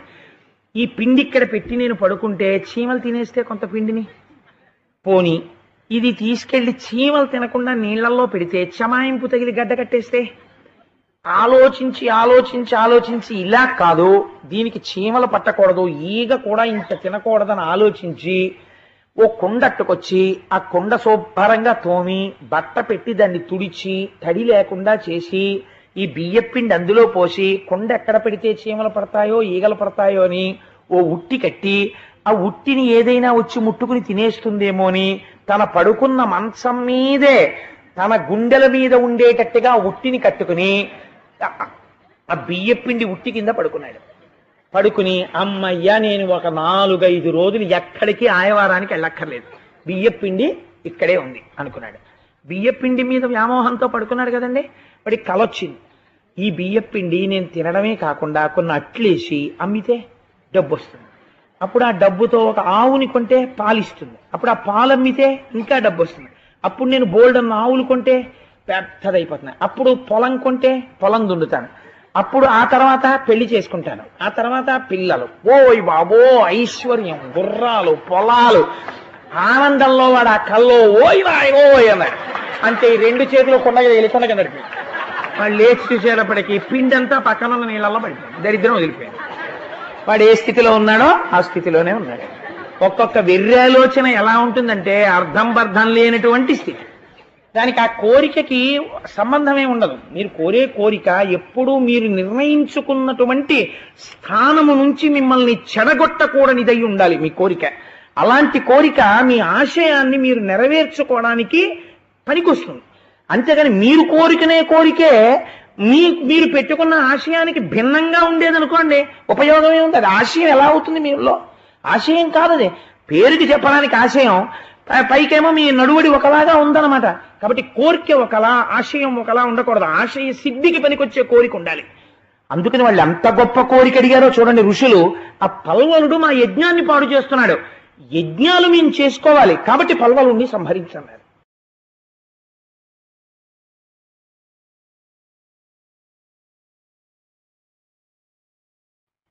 మనకి వృత్తాంతాలు చిన్నివిగా ఉంటాయి, కానీ జీవితాన్ని ఎలా సుగమం చేసుకోవాలో, ఒక లక్ష్యం ఎలా పెట్టుకోవాలో, పెట్టుకుని జీవితంలో ఎలా పైకి రావాలో, లక్ష్యం పెట్టుకోవడం చాలా తేలికండి.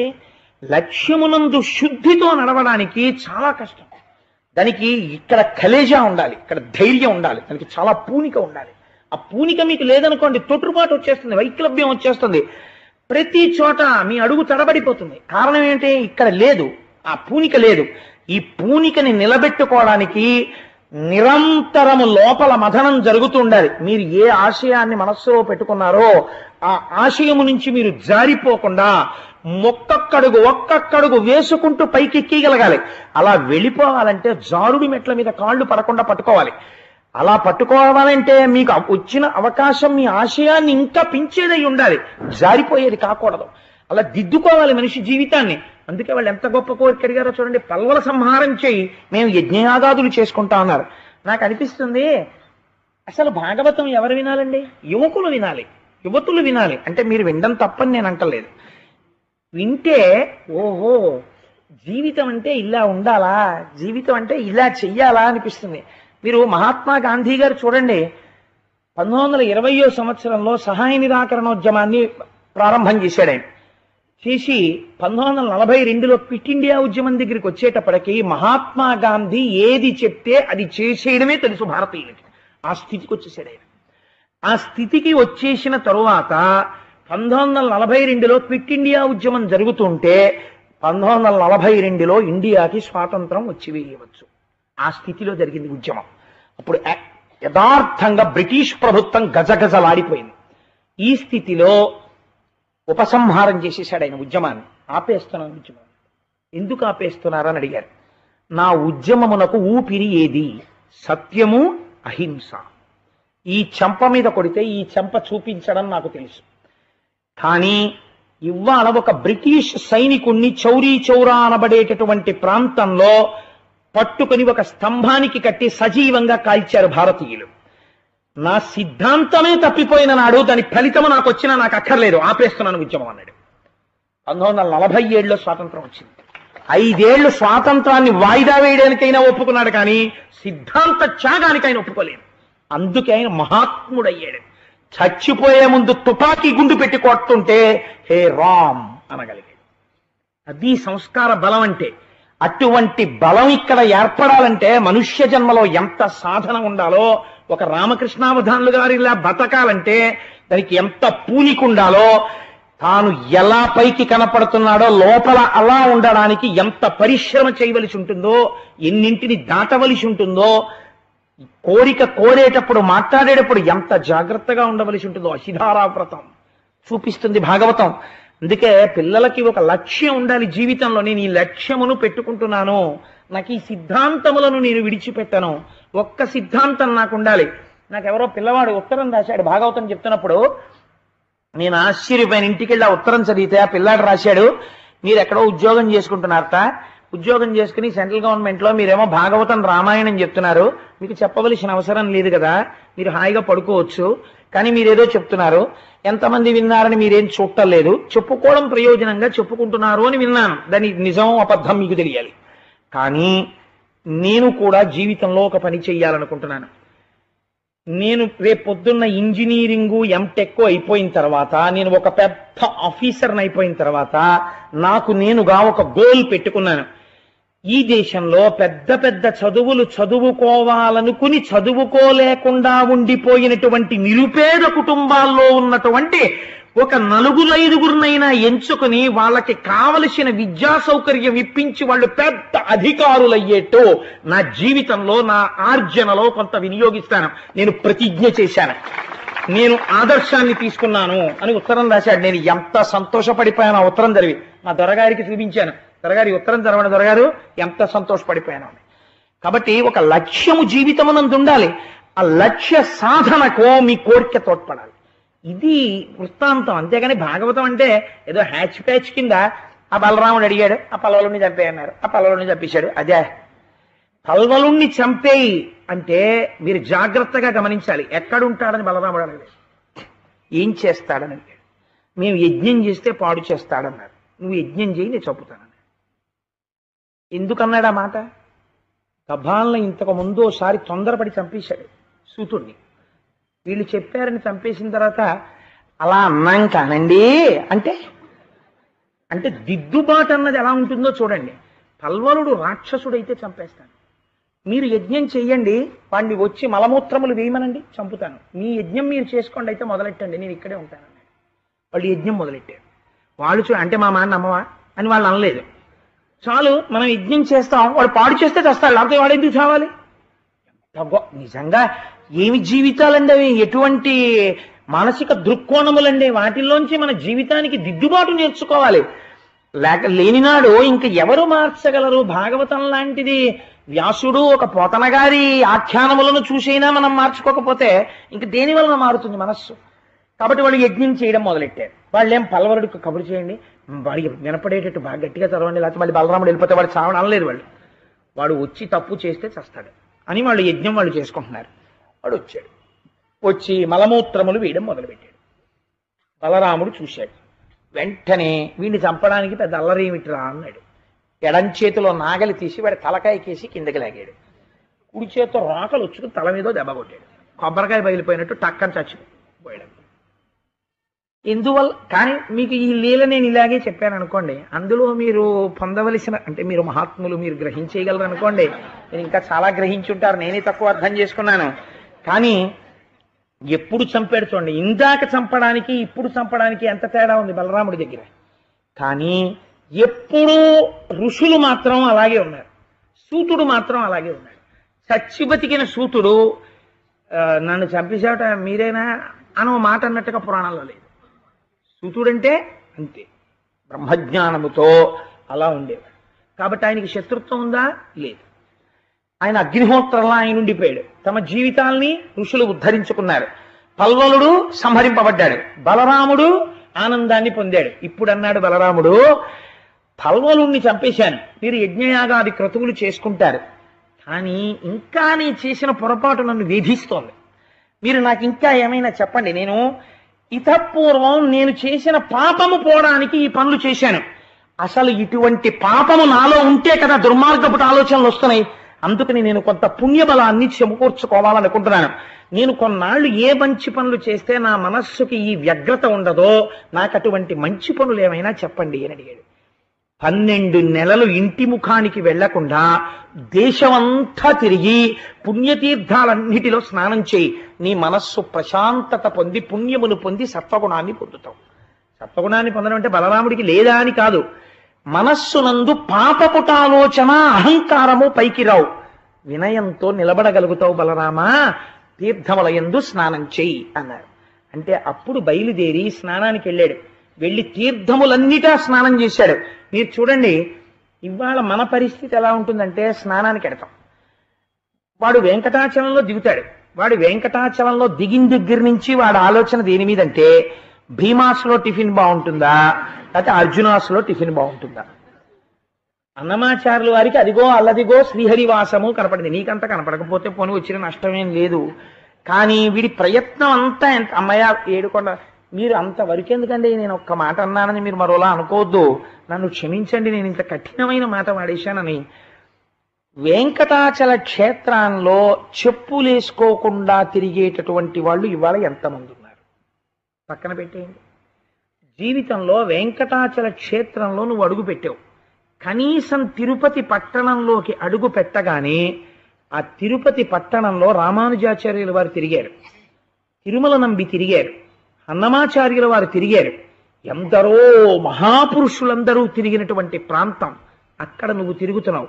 కనీసం చెప్పులు వేసుకోకుండా తిరగలేనంత చెప్పుల మోజు పెంచుకున్న చెప్పుని అని ఒక్కసారి చెప్పులు ఇప్పి తిరుపతి గడ్డ కళ్ళకద్దుకోవడం కూడా తెలియని సంస్కృతిలో మనం ఇవాళ ఉంటే పుణ్యం వచ్చేయి అంటే ఎక్కడి నుంచి వచ్చేస్తుంది? రైలు దిగిన వాళ్ళల్లో ఎంతమంది తిరుపతిలో దిగగానే ఒక్కసారి చెప్పులు ఇప్పి ఇంత మహాక్షేత్రంలోకి నేను వచ్చానని ఒక్కసారి కళ్ళకద్దుకుని నమస్కరించి తప్పక చెప్పులు వేసుకుంటున్నానని మళ్ళీ చెప్పులు వేసుకుంటారో నాకు చూపించండి. యద్భావం తద్భవతి. ఇక్కడ ఉంటే కదా ముందు అసలు అది చేసేది. మీరు ఒక్కసారి తిరుపతి రైల్వే స్టేషన్ ముందు నిలబడి అలా చూడండి, ట్రైన్స్ వచ్చినప్పుడు చాలా క్యాజువల్గా యాజ్ దో అర్చనానంతర దర్శనం టికెట్ ఉంది కాబట్టి, కాటేజీ బుక్ అయిపోయింది కాబట్టి, ఎవడి కోసం దర్శనం ఇవ్వడు వెంకటేశ్వర స్వామి ఇస్తాడు. 100 రూపాయలు పెట్టి కొనుక్కున్నాం, ఇచ్చి తీరుతాడు దర్శనం. 100 ఇచ్చిన వాడెవరు? ఈ ఆలోచన ఉండదు. ఇలా తెంపరితనంతో బయలుదేరి తెంపరితనంతో తిరుమల వెడుతూ అనేకాలు పోగొట్టుకుని బుద్ధులు తెచ్చుకున్న కుటుంబాలు ఎన్నో నాకు తెలుసు. కాబట్టి ఈశ్వరుడి విషయంలో ఎక్కడ మనకి నిబద్ధత ఉన్నది? ఆ నిబద్ధత అవసరం. ఓ పుష్కరిణిలో స్నానం చేయరా అన్నాం అనుకోండి, స్వామి పుష్కరిణిలో నీళ్ళండి ఏదో వాసన అంటాడు. వీడు చేసేసే స్నానాలన్నీ చాలా గొప్ప స్నానాల్లాగా. అయ్యో ఇది స్వామి పుష్కరిణి, నా జీవితంలో ఇన్నాళ్ళకి నేను ఇందులో స్నానం చేస్తున్నాను అనడం. మీరు నదిలో స్నానం చేయమన్నారు అనుకోండి, మీరు కాశీ అన్నారు అనుకోండి, అబ్బా ఏమి కాశీ అండి అనడం. కాశీ అంతా వాటర్ పొల్యూషన్ అయిపోయిందండి అంటాడు. ఇప్పుడు అమ్మ బాబోయ్ అసలు నిజంగా ఆ ఉచ్చారణే వీడు లండన్లో పుట్టినట్టుంటుంది. గోదావరి ఎక్స్ప్రెస్ అంటాడు, గోదావరి ఎక్స్ప్రెస్ అండవాడు అసలు. సరే ఎనివే నాకెందుకులేండి, ఇప్పుడు దాంట్లోకి వెడితే మళ్ళీ చాలా నేను వ్యగ్రతను పొందుతాను. మళ్ళీ లేనిపోంది నేను బలరాముళ్ళ నేనేం చేయాలి ఎందుకు వచ్చింది. కాబట్టి దాన్ని అక్కడ వదిలేస్తేనే హాయిగా ప్రశాంతంగా ఉంటుంది మనస్సు. అంటే ఒక్కొక్కరిని చూస్తుంటే, ఒక్కొక్కరి ప్రవర్తన చూస్తుంటే, హోటల్కి వెళ్ళడం తప్పని నేను అంటలేదు, నేను పెడతాను. కానీ ఆ ఒక మన్నన, ఒక మర్యాద ఉండాలి కదా. ఒక క్షేత్రానికి వెళ్ళినప్పుడు అసలు కనుమరుగైపోతున్నాయి. ఏమిటో ఎక్కడికి వెళ్ళినా రాక్షస ప్రవృత్తే తప్ప ఏమిటా ఇలాగైపోయింది ప్రపంచం అసలు ఇంత అసహ్యంగా. నేనండి మీకు ఇలా సభాముఖంగా నేను చెప్పచ్చో చెప్పకూడదో నాకు తెలియదు, కానీ నా కడుపు మండిపోయిన సంఘటన ఒకటి మీకు చెప్తాను. మీరు అవధరించండి. నేను తప్పు మాట్లాడానేమో మీరు చెప్పండి. ఒకవేళ నేను తప్పు మాట్లాడుంటే మీరు నన్ను ఈ సభలోనే చెప్పండి, కోటేశ్వరరావు మీ అభిప్రాయం తప్పని. నేను కాశీ వెళ్ళాను. కాశీ వెళ్ళి ఎందరో ఆడవాళ్ళు స్నానం చేస్తుంటారు. అక్కడ పడవలు తోలేవాళ్ళు ఎవరో కాదు, మనవాళ్ళు. వాళ్ళు ఏం చేస్తారో తెలుసా అండి? ఫారినర్స్ సిగరెట్ కాల్చుకుంటూ ఎడం చేత్తో, ఈ చేతిలో వీడియో కెమెరా పట్టుకుని ఈ ఘాట్స్ లో స్నానం చేసేటటువంటి వాళ్ళకి అభిముఖంగా పడవలు పెడతారు. వాళ్ళు ఇచ్చే కక్కుర్తి రూకల కోసం పడవలు పెడితే వాళ్ళు ఇలా సిగరెట్ కాలుస్తూ నిక్కర్లు వేసుకుని ఫారినర్స్ మన ఆడవాళ్లు స్నానం చేసి లేచి నమస్కారం చేస్తుంటే వీళ్ళని వీడియో తీసుకుంటుంటారు. పరమ పవిత్ర భావనతో మీరు కాశీలో మునిగి స్నానం చేసి ఒడ్డుకొచ్చి బట్టలు మార్చుకుంటూ స్నానం చేసి లేస్తున్నటువంటి ఆడదాన్ని ఫారినర్స్ వీడియో తీస్తున్నప్పుడు అలా తీయకూడదని చెప్పగలిగిన పౌరుషం ఉన్న యంత్రాంగము చచ్చిపోయిందా ఈ దేశానికి? ఎంత దారుణం అండి! ఏమిటి ఈ దేశపు స్థితి? ఏమిటి పుణ్యక్షేత్రాల్లో ఇవాళ ఉన్న స్థితి? దేనికోసం ఉంది? మిగిలిన యంత్రాంగాలన్నీ ఉన్నాయి. అదేమిట్రా, నీకు డబ్బు లేకపోతే మేమిస్తాం తప్ప నువ్వు చేసిన ఈ పని ఏమిటి? నువ్వు వీడియో తీయడం ఏంటి? ఆడవాళ్ళు స్నానం చేస్తే గంగానదిలో వాళ్ళని నువ్వు పడవెక్కించి తీసుకురావడం ఏంటి? వాళ్ళని ఎదురుకుండా నిలబెట్టడం ఏంటి అని అడిగిన వాడు లేడు. సర్దుకుపోతారంటే పోనిద్రో ఏం చేస్తాం మనం, ఇక్కడికి వచ్చి స్నానం చేయడం తప్ప మనం ఏం చేస్తామని. ఎందరు తల్లులు అలా తడిసిపోయిన బట్టలతో బట్టలు మార్చుకుంటూ వాళ్ళ వీడియో కెమెరాల్లో ఉన్నారో మనకి తెలియదు. నేను అబద్ధం చెప్పానని మీరు అనుకుంటే మీరు కాశీ వెళ్ళినప్పుడు చూడండి, కోటేశ్వరరావు అబద్ధం చెప్పారేమో. ఇవి జాతి సంస్కృతికి చీడపురుగులు కావండి. యుద్ధం చెయ్యవలసి వస్తే దీని మీద యుద్ధం చెయ్యాలి, దీని మీద పెద్దలు ఉత్తరాలు రాయాలి, దీని మీద పెద్దల్ని నిలదీయాలి, దీన్ని మీరు ఎందుకు మార్చారని అడగాలి. ఈ మార్పు లేనప్పుడు, ఈ మార్పు కోరుకోనప్పుడు యాంత్రికంగా మనం ప్రవర్తిస్తే మన సంస్కృతి, మన సంప్రదాయాలు ఎలా నిలబడతాయి? కాబట్టి మీరెవరేం అనలేదు కాబట్టి నా అభిప్రాయం తప్పు కాదని నేను అనుకుంటున్నాను. కాబట్టి ఆనాడు బలరాముడు, నేను ఇందాక ఒకసారి బ్రేక్ వేద్దాం అనుకున్నాను, అలా వెళ్ళిపోతోందని, కాబట్టి బ్రేక్ కాదు, ఇంజన్ ఆపేశాను. కాబట్టి ఆ పల్వలుడి కొడుకైనటువంటి ఇల్వలుణ్ణి గగనమునంచెరించు సురకంఠకు కంఠము చేతి నాగటం తగిలిచి రోకలెత్తి బెడిదంబడరన్నడులెత్తి మొత్తినన్ భుగభుగనెత్తురొల్క ఇలా బొరగిలంబడి వజ్రధారచే తెగి ధరకూలు భూరి జగతీధరమున్ బురిడింప పెట్టుగాన్. ఆ రోకలతో ఒక్క దెబ్బ కొట్టే నెత్తురు బుగ బుగ బుగ బుగ కక్కుకుంటూ ఆ పల్వలుడు మరణించాడు. తదనంతరము ఏం చెయ్యాలంటే, తీర్థముల యందు స్నానం చెయ్యమంటే ఆ మనస్సు శాంతిని పొందడానికి 12 నెలలు భారతదేశమంతటా పర్యటించి తీర్థముల యందు స్నానం చేశాడు బలరాముడు. మనం ఎందుకు వెళ్ళాలో, తీర్థాలకు ఎందుకు స్నానం చేస్తామో, ఎటువంటి మనశ్శాంతి పొందాలో మహానుభావులు చిన్నదైనా సరే ఇంత పరమ పవిత్రమైనటువంటి ఈ ఆఖ్యానమునందు పొందుపరచారు. నేను మీకు చాలా చెప్పేద్దాం ఇవ్వాలనుకున్నాను, నాకు ఆశ ఎక్కువ, మీకు సన్నం. అందుకని నేను ఇవాళ ఇంకొక విషయాన్ని మాత్రమే ప్రస్తావన చేసి వాటి ప్రసంగాన్ని పూర్తి చేస్తాను. ఇదొకటి మనం జీవితంలో చాలా జాగ్రత్తగా తెలుసుకోవలసినటువంటి సత్యము. ఆ పోతన గారు అంటారు, భాగవతాన్ని ఆంధ్రీకరిస్తూ, అంటే అది వ్యాసుడి మాట అనుకోండి, నాకు పోతన గారి మాట 10 మాటలు ఎత్తడం సంతోషం. ఎందుకంటే బోర్డు అలా పెట్టాం, నేను పోతన గారి భాగవతం గురించి ప్రస్తావన చేస్తున్నాను కాబట్టి అలా అంటున్నది వ్యాసుడి మాటే, వారు ఆంధ్రీకరించారు. పోతన గారి మాటకి వ్యాసుల వారి మాటకి తేడా ఏం లేదు. కనుక ఆ పోతన గారు అన్నారు, ప్రపంచమునందుండేటటువంటి మనుష్యులు 2 రకాలుగా ఉంటారు అన్నారు. నాకు నిజంగా భాగవతం చదువుతున్నప్పుడు ఈ వాక్యం ఒకటి, నిన్న నేను ఇక్కడ ఆ గోవింద పట్టాభిషేకంలో ఉన్నాను, కానీ నాకు ఒక వాక్యం ఒకటి అలా రాత్రి పడుకున్నా కూడా నన్ను మధిస్తూనే ఉంది. ఈ ఒక్క వాక్యము మనుష్య జన్మ బాగు చేసుకోవడానికి చాలదా భాగవతంలో అని. సరే, ఆ వాక్యం ఏమిటి అన్నది ఎప్పుడైనా ఓ సందర్భంలో చెప్తాను మీకు, బహుశా రేపే చెప్పచ్చు అవకాశం ఉంటే. కాబట్టి ఆ పోతన గారు అంటారు, 2 వర్గములుగా ఉంటారు మనుష్యులు. ఒకటి కోరికలు కోరుతారు. కోరికలు కోరడం తప్పు అని పరమేశ్వరుడు కూడా చెప్పలేదు. ఎందుచేత అంటే, తండ్రిని కాకపోతే కొడుకు ఎవరిని అడుగుతాడు చెప్పండి? తండ్రి కొడుకు పుట్టి, నాన్నగారండి మీ చెయ్యి పట్టుకుని నడుస్తానండి అన్నాడు అనుకోండి, చీ దుర్మార్గుడా అంటాడా? అనడం. అది సహజమైన కోరిక. నాన్నగారండి మీతో స్కూటర్ మీద వస్తానంటాడు. నాన్నగారండి నేను సభకు వస్తానంటాడు. వాడు రావచ్చా రాకూడదా వేరే విషయం, వాడు అన్నింటికీ వచ్చేస్తానంటాడు. ఎవరిని అడగాలి? కోరిక తండ్రినే అడగాలి. అందుకే ఆయన కూడా ఒక మాట అన్నాడు, ఆర్తి జిజ్ఞాసురర్థార్థి అన్నాడు భగవద్గీతలో. నన్ను కాకపోతే ఎవరు అడుగుతారయా, పిల్లలు నన్ను కోరికలు కోరచ్చు, నేనేం అనుకోనన్నాడు. కానీ మనుష్యులు తమ నడువడి చేత 2గా అయిపోతారు. ఎవరో తెలుసా అండి? ఒకరు ఈశ్వరుణ్ణి కొన్ని కోరికలు కోరుతారు. ఆ కోరికలు కోరిన తర్వాత వాళ్ళు ఒక స్థితికి వెళ్ళిపోతారు. వెళ్ళిపోయిన తర్వాత ఆ కోరికలతో ఒక స్థితికి వెళ్ళిపోయిన తర్వాత మళ్ళీ వాళ్ళు ఏవి పొందారో వాటిని ఒక్కొక్కదాన్ని పోగొట్టుకుంటుంటారు. మీరు దీన్ని చాలా జాగ్రత్తగా అర్థం చేసుకోవాలి జీవితానికి సమన్వయం చేసుకునేటప్పుడు. ఇది కూడా ఈశ్వరానుగ్రహమే అని మనిషి అంగీకరించడానికి ఇష్టపడడు.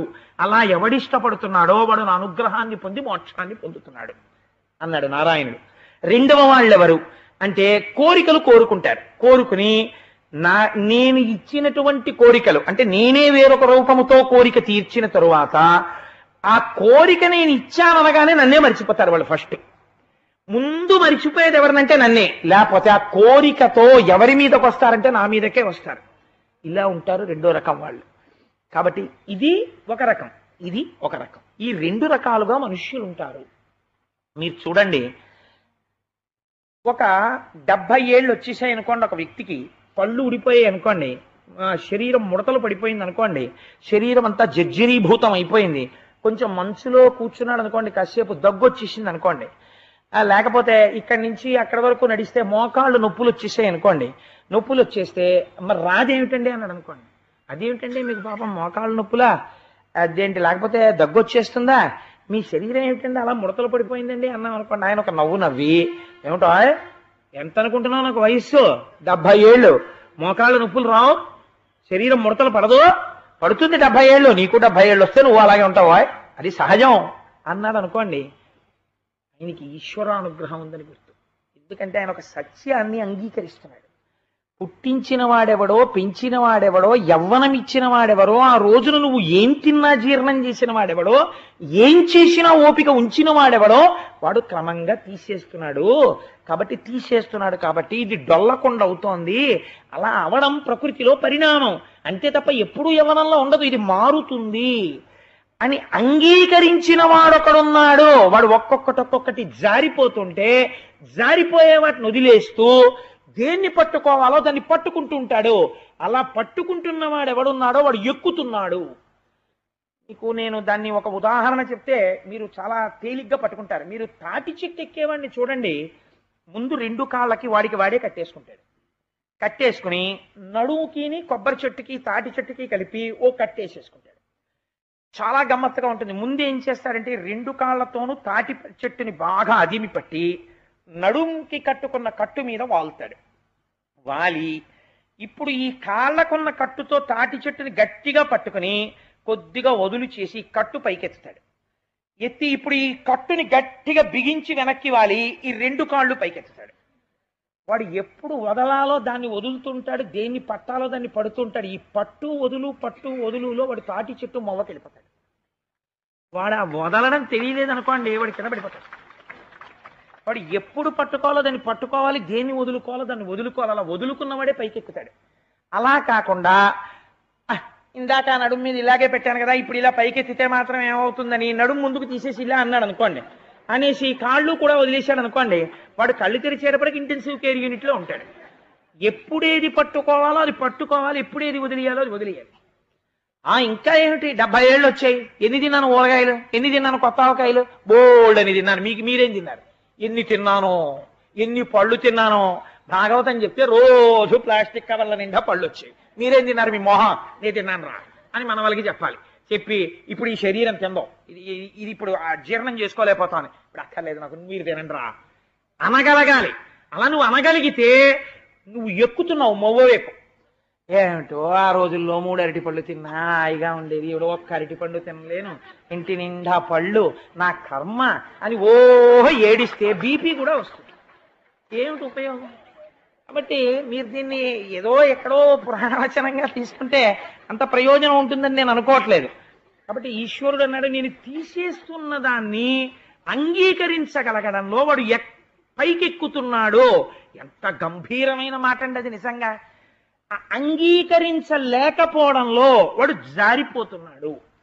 రెండవ వాడు ఇంకో చిత్రమైన వాడు. మొదటి వాడి గురించి చెప్పాలంటే పైకెక్కుతున్నవారు బోల్డ్ మంది ఉన్నారు, రమణ మహర్షి లాంటి వారు. రెండో వాడు ఉన్నాడు, వాడు చాలా గొప్పవాడు, అసలు వాడు చాలా చిత్రంగా ఉంటాడు. వాడు ఈశ్వరుడు గురించి ఎంత తపస్సు చేస్తాడో తెలుసా అండి? ఏంటండి దిక్కుమాల శరీరం అన్నట్టు తపస్సు చేస్తాడు. వాడి తపస్సు చూసి ఈశ్వరుడు పొంగిపోయి, వీడికి అసలు దేహభ్రాంతే లేదురా అని, ఇంత దేహభ్రాంతి లేని వాడు నన్ను ఏమడుగుతాడని క్యాజువల్గా వచ్చేసాడు అనుకోండి, వాడు అడిగే కోరికకి ముందు ఈశ్వరుడికి స్పృహ తప్పుతుంది. కానీ వచ్చేసాక తప్పదు, ఆయనకి అదొక కండిషన్ ఉంది ఆయనకి. కాబట్టి ఒక్కొక్క ఆఫీసర్కి ఒక్కొక్క అలవాటు ఉంటుంది. సంతకం పెట్టేశాడు అనుకోండి, ఒకసారి ఓ మాట అంటారు, నేను ఒకసారి సంతకం పెట్టేసిన తర్వాత వెంటనే మోడిఫై చేయనండి, మీరు ఒక 1 మంత్ చేయండి, మళ్ళీ మిమ్మల్ని మారుస్తానంటారు అని కట్టుపడతారు వాళ్ళు. అది కూడా ఒక మంచి మర్యాదే, నేను అది కూడా మెచ్చుకుంటాను. ఒక్కొక్కళ్ళకి ఆ అలవాటు ఉంటుంది, మీరు 1 నెల చేయండి నేను మారుస్తానంటే మారుస్తాను. నేను ఒకసారి సంతకం పెడితే దానికి కట్టుపడాలి, ఓ గౌరవం ఉంటుంది కొంతమందికి, మంచిది. కొంతమంది ఫ్లెక్సిబుల్గా ఉంటారు, అలా ఎందుకు 1 నెల ఏదో కారాగార శిక్షలాకపోతే మారుద్దాం, అది మంచిదే. వాడిని వెంటనే ఉత్తరక్షణం సద్య ఫలితం ఇస్తారు. రెండూ మంచివి. ఆ పట్టు విడుపులో ఒక్కొక్కరు చూడండి, కోరిక కోరేసి వెంటనే ఈశ్వరుణ్ణి మర్చిపోతాడు. మరిచిపోతే దేవుడు ఎరుగో, వాడు ఈశ్వరుణ్ణి ఎంత మరిచిపోతాడో తెలుసా అండి? ఈశ్వరుణ్ణి ప్రమాదంలో పెడతాడు. ఇలాంటి వాళ్ళు కూడా ప్రపంచంలో ఉంటారు. దీనికి నేను ఒక ఉదాహరణ చెప్తాను, విను అన్నాడు. ఎవరితో చెప్పాడో తెలుసా అండి? ఉద్ధవుడితో చెప్పాడు కృష్ణ భగవానుడిది. కాబట్టి నువ్వు అలా చెడిపోకు స్మా, ఈ కథ నువ్వు బాగా మనసులో పెట్టుకుంటే నువ్వు అలా పాడైపోకుండా ఉంటావు అన్నాడు. ఇది చాలా తేలికగా తీసుకుంటాం మనం ఈ లీలని, కానీ ఇది చాలా గహనమై మన జీవితాన్ని ఉద్ధరించగలిగినటువంటి లీల. మీరు అవధరించండి, నేను త్వరలో పూర్తి చేస్తాను, ఎందుకంటే నృత్య కార్యక్రమం ఉంది. చక్కటి కృష్ణలీలలు, పైగా ఇవాళ మనస్సుని బాగా పట్టుకోవాలని కృష్ణలీలలు ప్రదర్శన చేస్తారు. ఇప్పుడు మధురానగరిలో చలలమ్మ బోధు అంటూ వస్తారు కశ్యపట్లో. ఆ పిల్లలు ఎంత బాగా చేస్తారో చూద్దరు కానీ. కాబట్టి నువ్వు తొందరగా మూసేయనకండి, నేను పూర్తి చేసేస్తాను. వృకాసురుడు అని శకుని అనబడేటటువంటి, భారతంలో శకుని కాడు, శకుని అనబడేటటువంటి రాక్షసుని యొక్క కుమారుడు, ఆయన పేరు వృకాసురుడు. ఆయన ఒకానొకప్పుడు, ఆ కోరికలు కూడా అంత చిత్రంగా ఉంటాయండి. మీరు చూడండి, మనకి ఒక్కొక్కడు చెప్తాడు, ఏమండి ఈ మధ్య మీరు శివాలయానికి రావట్లేదేమండి అన్నాం అనుకోండి, అబ్బాయి శివాలయం కన్నానండి, ఇప్పుడు కొత్తగా ఇంకో దేవుడు వచ్చాడు, ఆయన దగ్గరికి మీరు వెళ్ళి 108 ప్రదక్షిణాలు చేశారనుకోండి, అలా అయిపోతాయి అంతే. ఈ బలహీనత మనిషికి ఉండబట్టే, మనిషికి ఉన్న ఈ బలహీనతని అడ్డుపెట్టి ఇవాళ సంస్కృతిని నాశనం చేసేయగలిగిన స్థితికి కూడా వెళ్ళిపోగలుగుతున్నారు. కారణం ఏంటి అంటే, ఈశ్వరుడు అంటే అంత చౌకబారు వస్తువని చెబితే నమ్మేయగలిగినంత బలహీనత నీకుంది కాబట్టి. ఈశ్వరుడు అన్నవాడు ఏ రూపంలో ఉన్నా ఈశ్వరుడుగానే ఉంటాడని నువ్వు అనగలిగితే వాడు నిన్ను మోసం చేయలేడు. నువ్వు మోసపోగలిగిన స్థితిలో ఉన్నావు కాబట్టి వాడు మోసపుచ్చుతున్నాడు నిన్ను. చూడండి, వాడు అన్నాడు, ఒక రోజున వెళ్ళిపోతున్నాడు, నారదుడు అట్నుంచి వస్తున్నాడు. ఎంత గొప్పగా అడుగుతారో చూడండి ప్రశ్నలు. వీళ్ళు అక్కడ ఉన్నారనకండి, ఇక్కడ ఉంటారు. నారదుణ్ణి పిలిచి అన్నాడు, కడగి కొలువ శీఘ్ర కాలంబులో నన్న ఇష్టమైన వరములిచ్చునట్టి దైవమెవ్వడి నిన దానవు కొనుగొని మునివరుండు పలికె ముదముతోడ. అయ్యా నారదుడి గారు ఇలా రండి ఒక్కసారి నమస్కారం అన్నాడు. కాళ్ళకి దండం పెట్టాడు. ఏమిట్రా అన్నాడు. వృకాసురుణ్ణి చూసి, బ్రహ్మ విష్ణు మహేశ్వరుడు అని ముగ్గురు ఉన్నారని చెప్తారు కదా పరమాత్మ రూపాలు. తపస్సు చేస్తే తొందరగా ఎక్కువ టైం తీసుకుని మళ్ళీని ఏదో అన్నాళ్ళు పోవాలి ఇన్నాళ్ళు పోవాలి అనకుండా కొంచెం తొందరగా ప్రత్యక్షం అయిపోయి మనం వరం అడిగితే అబ్బాయి అలా కుదరదండి అలా ఇవ్వలేమండి అనకుండా ఇచ్చేసేవాడు ఎవడండి ముగ్గురులో అని అడిగాడు. ప్రశ్న ఎంత గమ్మత్తుగా ఉంటుందో చూడండి.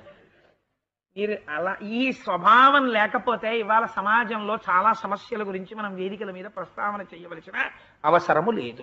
కాబట్టి అప్పుడు ఉన్నాడా వృకాసురుడు, ఇప్పుడు ఉన్నాడా? ఎప్పుడూ ఉన్నాడు. కాబట్టి ఈ ప్రశ్న అడిగితే నారదుడు అన్నాడు, ఓహో వీడికి బుద్ధి, వీడిని అడ్డు పెట్టి లోకానికంతటికీ ఒక పాఠం చెప్పాలి.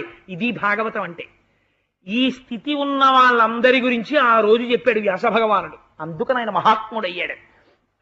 నారదుడు అన్నాడు, ఒరే బ్రహ్మగారు సృష్టి చేస్తారా, చాలా తపస్యాలు పుట్టలు గిట్టలు పెట్టాలి, అంత గబుక్కుని రాడు.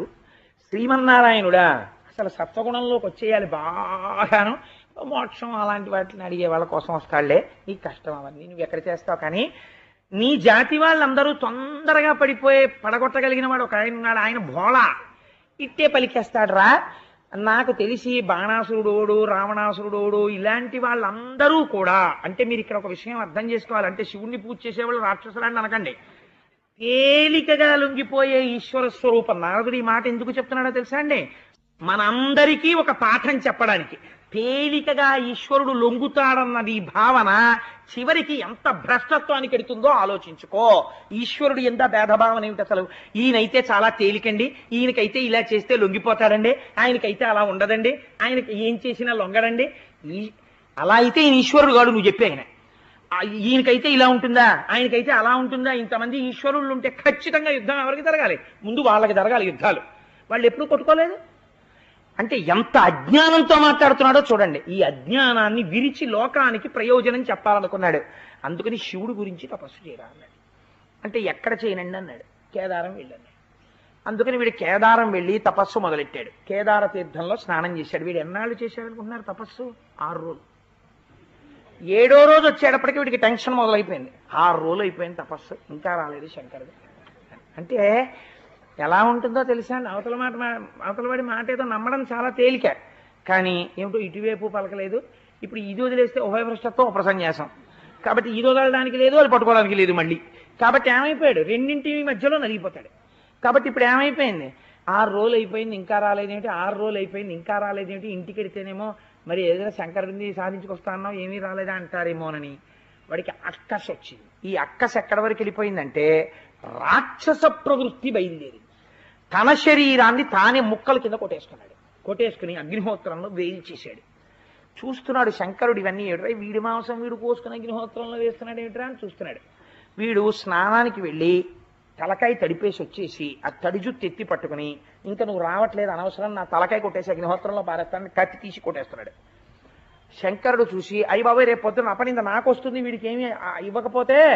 అంటే ఈశ్వరుణ్ణి కూడా ఎంత ఒత్తిడి చేసేస్తారో చూడండి కొంతమంది. ఇలాంటి వాళ్ళని అడ్డుపెట్టి లోకానికి ఓ పాఠం చెప్పాలి మనం అని పరిగెత్తుకొచ్చి చేయి పట్టుకున్నాడు. ఎవరెవరెవరే తలకాయ దింపేసుకుంటా ఏమిట్రా నేను రాలేదని. ఇంతకీ ఎందుకు శరీరంని కూడా నువ్వు లెక్క పెట్టట్లేదు, నేనే కావాలంటున్నావు, నాకు శంకరుడు కావాలి. శంకరుడు కావాలని ఇంత తపస్సా, తల తెగ్గోసేసుకుంటున్నావా?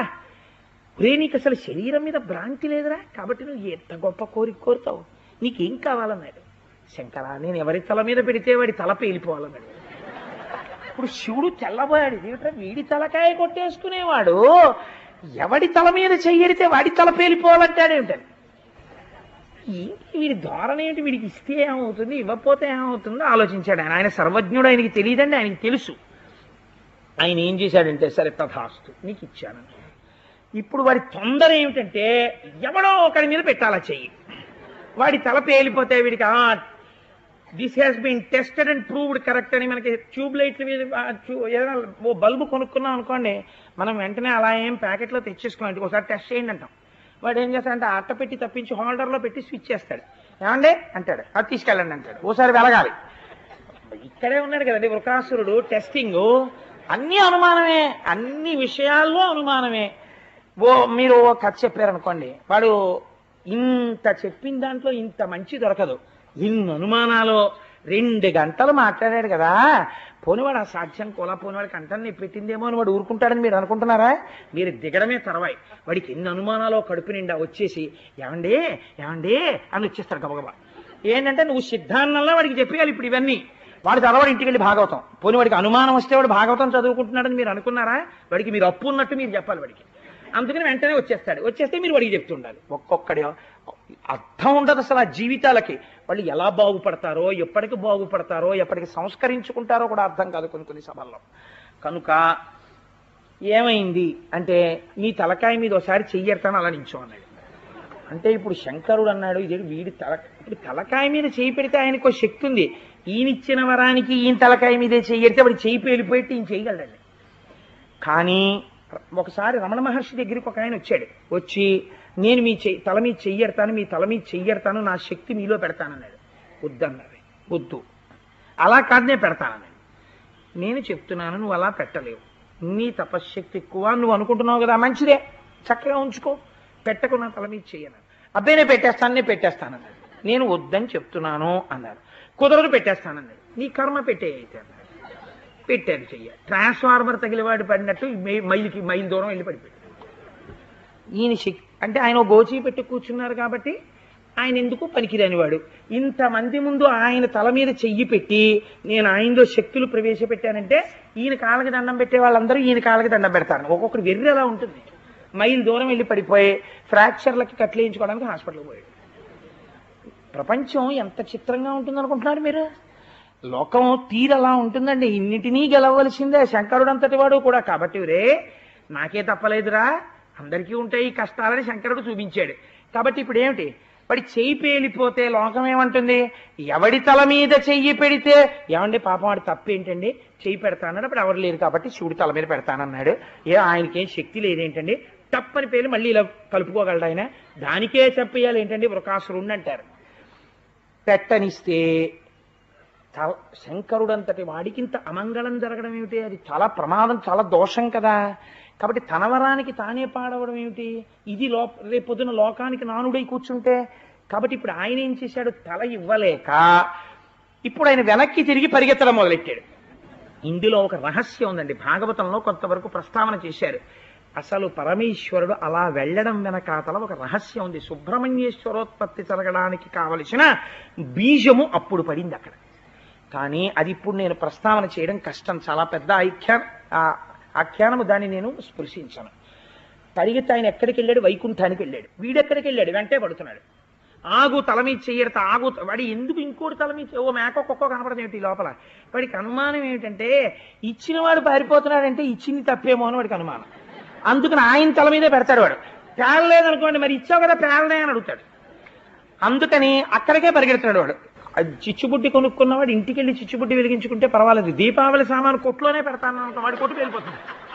అలా ఉంటుంది పరిస్థితి. కాబట్టి ఆయన వెంటే పరిగెత్తాడు. పరిగెడితే ఆయన ఏం చేశాడంటే, ఆయనకి కేశవుడికి భేదం ఉండదు. శంకరుడుగా ఇప్పుడు అజ్ఞానాన్ని అణిచేశాడు అనుకోండి, బాగుండదు, మర్యాదగా ఉండదు. శంకరుడు నారాయణుడిగా అణిచేయాలి. కాబట్టి వైకుంఠం దాకా వెళ్ళగానే అందులోంచి శ్రీమన్నారాయణుడు బ్రహ్మచారిగా బయటకు వచ్చాడు. ఒక వటువు రూపంలో బంగారు మొలతాడు, ఓ పచ్చటి గోచి, ఓ 3 పోగులు యజ్ఞోపవీతం వేసుకుని చక్కగా ఓ కమండలం చేత్తో పట్టుకుని ఆయనేమో బ్రహ్మచారిలా బయటకు వస్తున్నాడు. వస్తుంటే అయ్యయ్యో అదేమిటయ్యా అలా పరిగెడుతున్నావు, ఒళ్ళంతా చెమట పట్టేసింది. వృకాసుర, శరీరం అన్నది దేనికి వాడుకోవాలో తెలుసా?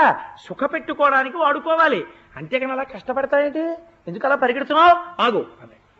అంటే వాడు రొప్పుతూ అన్నాడు, శంకరుడు వరం ఇచ్చాడు, తల మీద చెయ్యెడతానంటే పారిపోతున్నాడు అన్నాడు.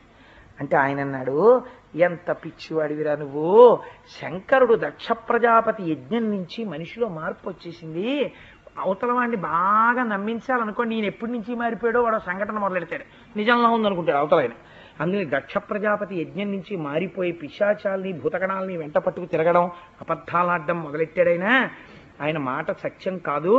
పైగా మహేశ్వరుడి దగ్గర ఒక గుణం ఉంది, ఆయన పవిత్రుడిగా ఉంటాడు కదా, నువ్వు స్నానం చేయకుండా ముట్టుకుంటే ఆయన తల ఇవ్వడు, ఆయన లొంగిపోయే మనిషే, కానీ నువ్వు స్నానం చేసి ముట్టుకుంటే లొంగిపోతాడు. స్నానం చేయడానికి ఇప్పుడు నీళ్ళు ఎక్కడ ఉన్నాయండి అంటావేమో, అంత గొడవ అక్కర్లేదు, అదిగో అక్కడెక్కడ కాసిన నీళ్లు కనబడుతున్నాయి కదా. అందుకని కాళ్ళు కడిగేసుకుని చేతులు కడిగేసుకుని నోట్లో నీళ్లు పోసుకుని పుక్కిలించి ఉమ్మేసి ఆచమనం చేసి 3 మాటలు ఆచమనం చేసేసి మహేశ్వరుడు తల మీద చెయ్యెట్టాయని. ఆచమనం అంటే ఇవ్వాలంటే మనం ఆచమనం చేసేటటువంటి ఆచమనం 3 మాటలు అని తాగేస్తాం, అది కాదు. అప్పుడప్పుడు సుబ్రహ్మణ్య శర్మ గారిని వేదిక మీద సంధ్యావందనం చేస్తూ చేశారే, అది ఆచమనం అంటే. ఆచమనం చేసేటప్పుడు చేసుకుని పెదవులు తుడుచుకుని కళ్ళు తుడుచుకుని అదేంటి శిరస్సున పవిత్రోవాన్ చల్లుకుని అవన్నీ చేసుకుంటారు. అది చేసుకోవడంలో వాడేం చేశారంటే ఆ ఆచమనం చేస్తూ తలభాగము అంటే శిరస్సు ఇక్కడి నుంచి వచ్చేస్తుంది, వాడు ఇలా అంటూ టక్కని దగ్గర పెట్టాడు, ఠప్ అని వెళ్ళిపోయింది, గొడవ వదిలిపోయింది అనుకున్నాడు శ్రీమన్నారాయణ. కాబట్టి ఇది చెప్పి ఆయన అన్నాడు, చూశామా కొంతమంది ఎలా ఉంటారో, వాడికి కోరిక తీరిస్తే వెంటనే వాడు మర్చిపోయింది ఎవరిని, అవతల వాడు ఈశ్వరుడని మర్చిపోయాడు. టెస్టింగ్ ల్యాబొరేటరీ కింద కనపడ్డాడు ఆయన. కనపడ ఆయన వెంట పరిగెత్తాడు, ఏమైపోయాడు, నాశనం అయిపోయాడు. మనుష్యులు అంతేరా, ఈశ్వరుడు కావాలంటారు, కోరికలు కోరుతారు. కోరిక తీరిందనుకో, ఈశ్వరా నా కోరిక తీరిందని ఈశ్వరుడికి కృతజ్ఞత చెప్పరు, వెంటనే మర్చిపోయేది ఎవరంటే భగవంతుడినే. నా అంత వాణ్ణి నేను చేశానని ఇలా చూపిస్తాడు, నేనేనండి ఇవన్నీ చేశానంటాడు అని అహంకారంతో ఇలా చూపించి ఈశ్వరుణ్ణి మర్చిపోతారు. కానీ వాళ్ళు ఒకటి మర్చిపోతున్నారు, ఇలా అనుకోవడంలో వృకాసుర హస్తము ఎక్కడో లేదు, ఈశ్వరుడు కాదు నేనని ఇలా అన్నప్పుడల్లా వాడు పేలిపోతున్నాడు. కాబట్టి ఇలా అనకు, వాడు అని ఇలా అనడం నేర్చుకుంటే నువ్వు ప్రహ్లాదుడు అయిపోతావు. ఇక్కడే వృకాసురుడిగా ఉంటావా ప్రహ్లాదుడిగా ఉంటావా అన్నది తేడా వచ్చేస్తుంది సుమా అని ఉద్ధవుడికి కృష్ణ భగవానుడు ఈ కథని భాగవతంలో చెప్పాడు. చెప్పి మనందరినీ ఉద్ధరించడానికి ఇంత వెర్రులు పెట్టుకోకండి, ఏదైనా ఒక ఈశ్వర స్వరూపమే అని నమ్మడం నేర్చుకుంటే మీరు వృద్ధిలోకి వస్తారని ఒక అద్భుతమైన ఆఖ్యానాన్ని ఈశ్వరుడు ఆవిష్కరించి ఉన్నాడు. నిత్య నిర్మల గోవింద, పురాణ పురుష గోవింద, శిష్ట పరిపాలక గోవింద, వరాహమూర్తివి గోవింద, దశరథనందన గోవింద, దినకర తేజ గోవింద, పద్మావతి ప్రియ గోవింద, లక్ష్మీవల్లభ గోవింద, గరుడవాహన గోవింద, వానర సేవిత గోవింద, శివకేశవమూర్తి గోవింద, శ్రీరామకృష్ణ గోవింద, ఏకస్వరూప గోవింద, తిరుమలవాస గోవింద, శేషసాయివి గోవింద, శ్రీనివాస గోవింద,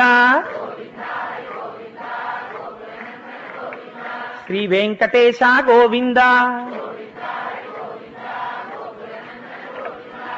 ఒక గొప్ప స్తోత్రం. దేవతలందరూ ఇంద్రుడితో వెళ్ళి వైకుంఠంలో లక్ష్మీదేవి ముందు నిలబడితే ఆ తల్లి దర్శనమిచ్చింది, తాను ఏ రూపంతో ఉంటుందో.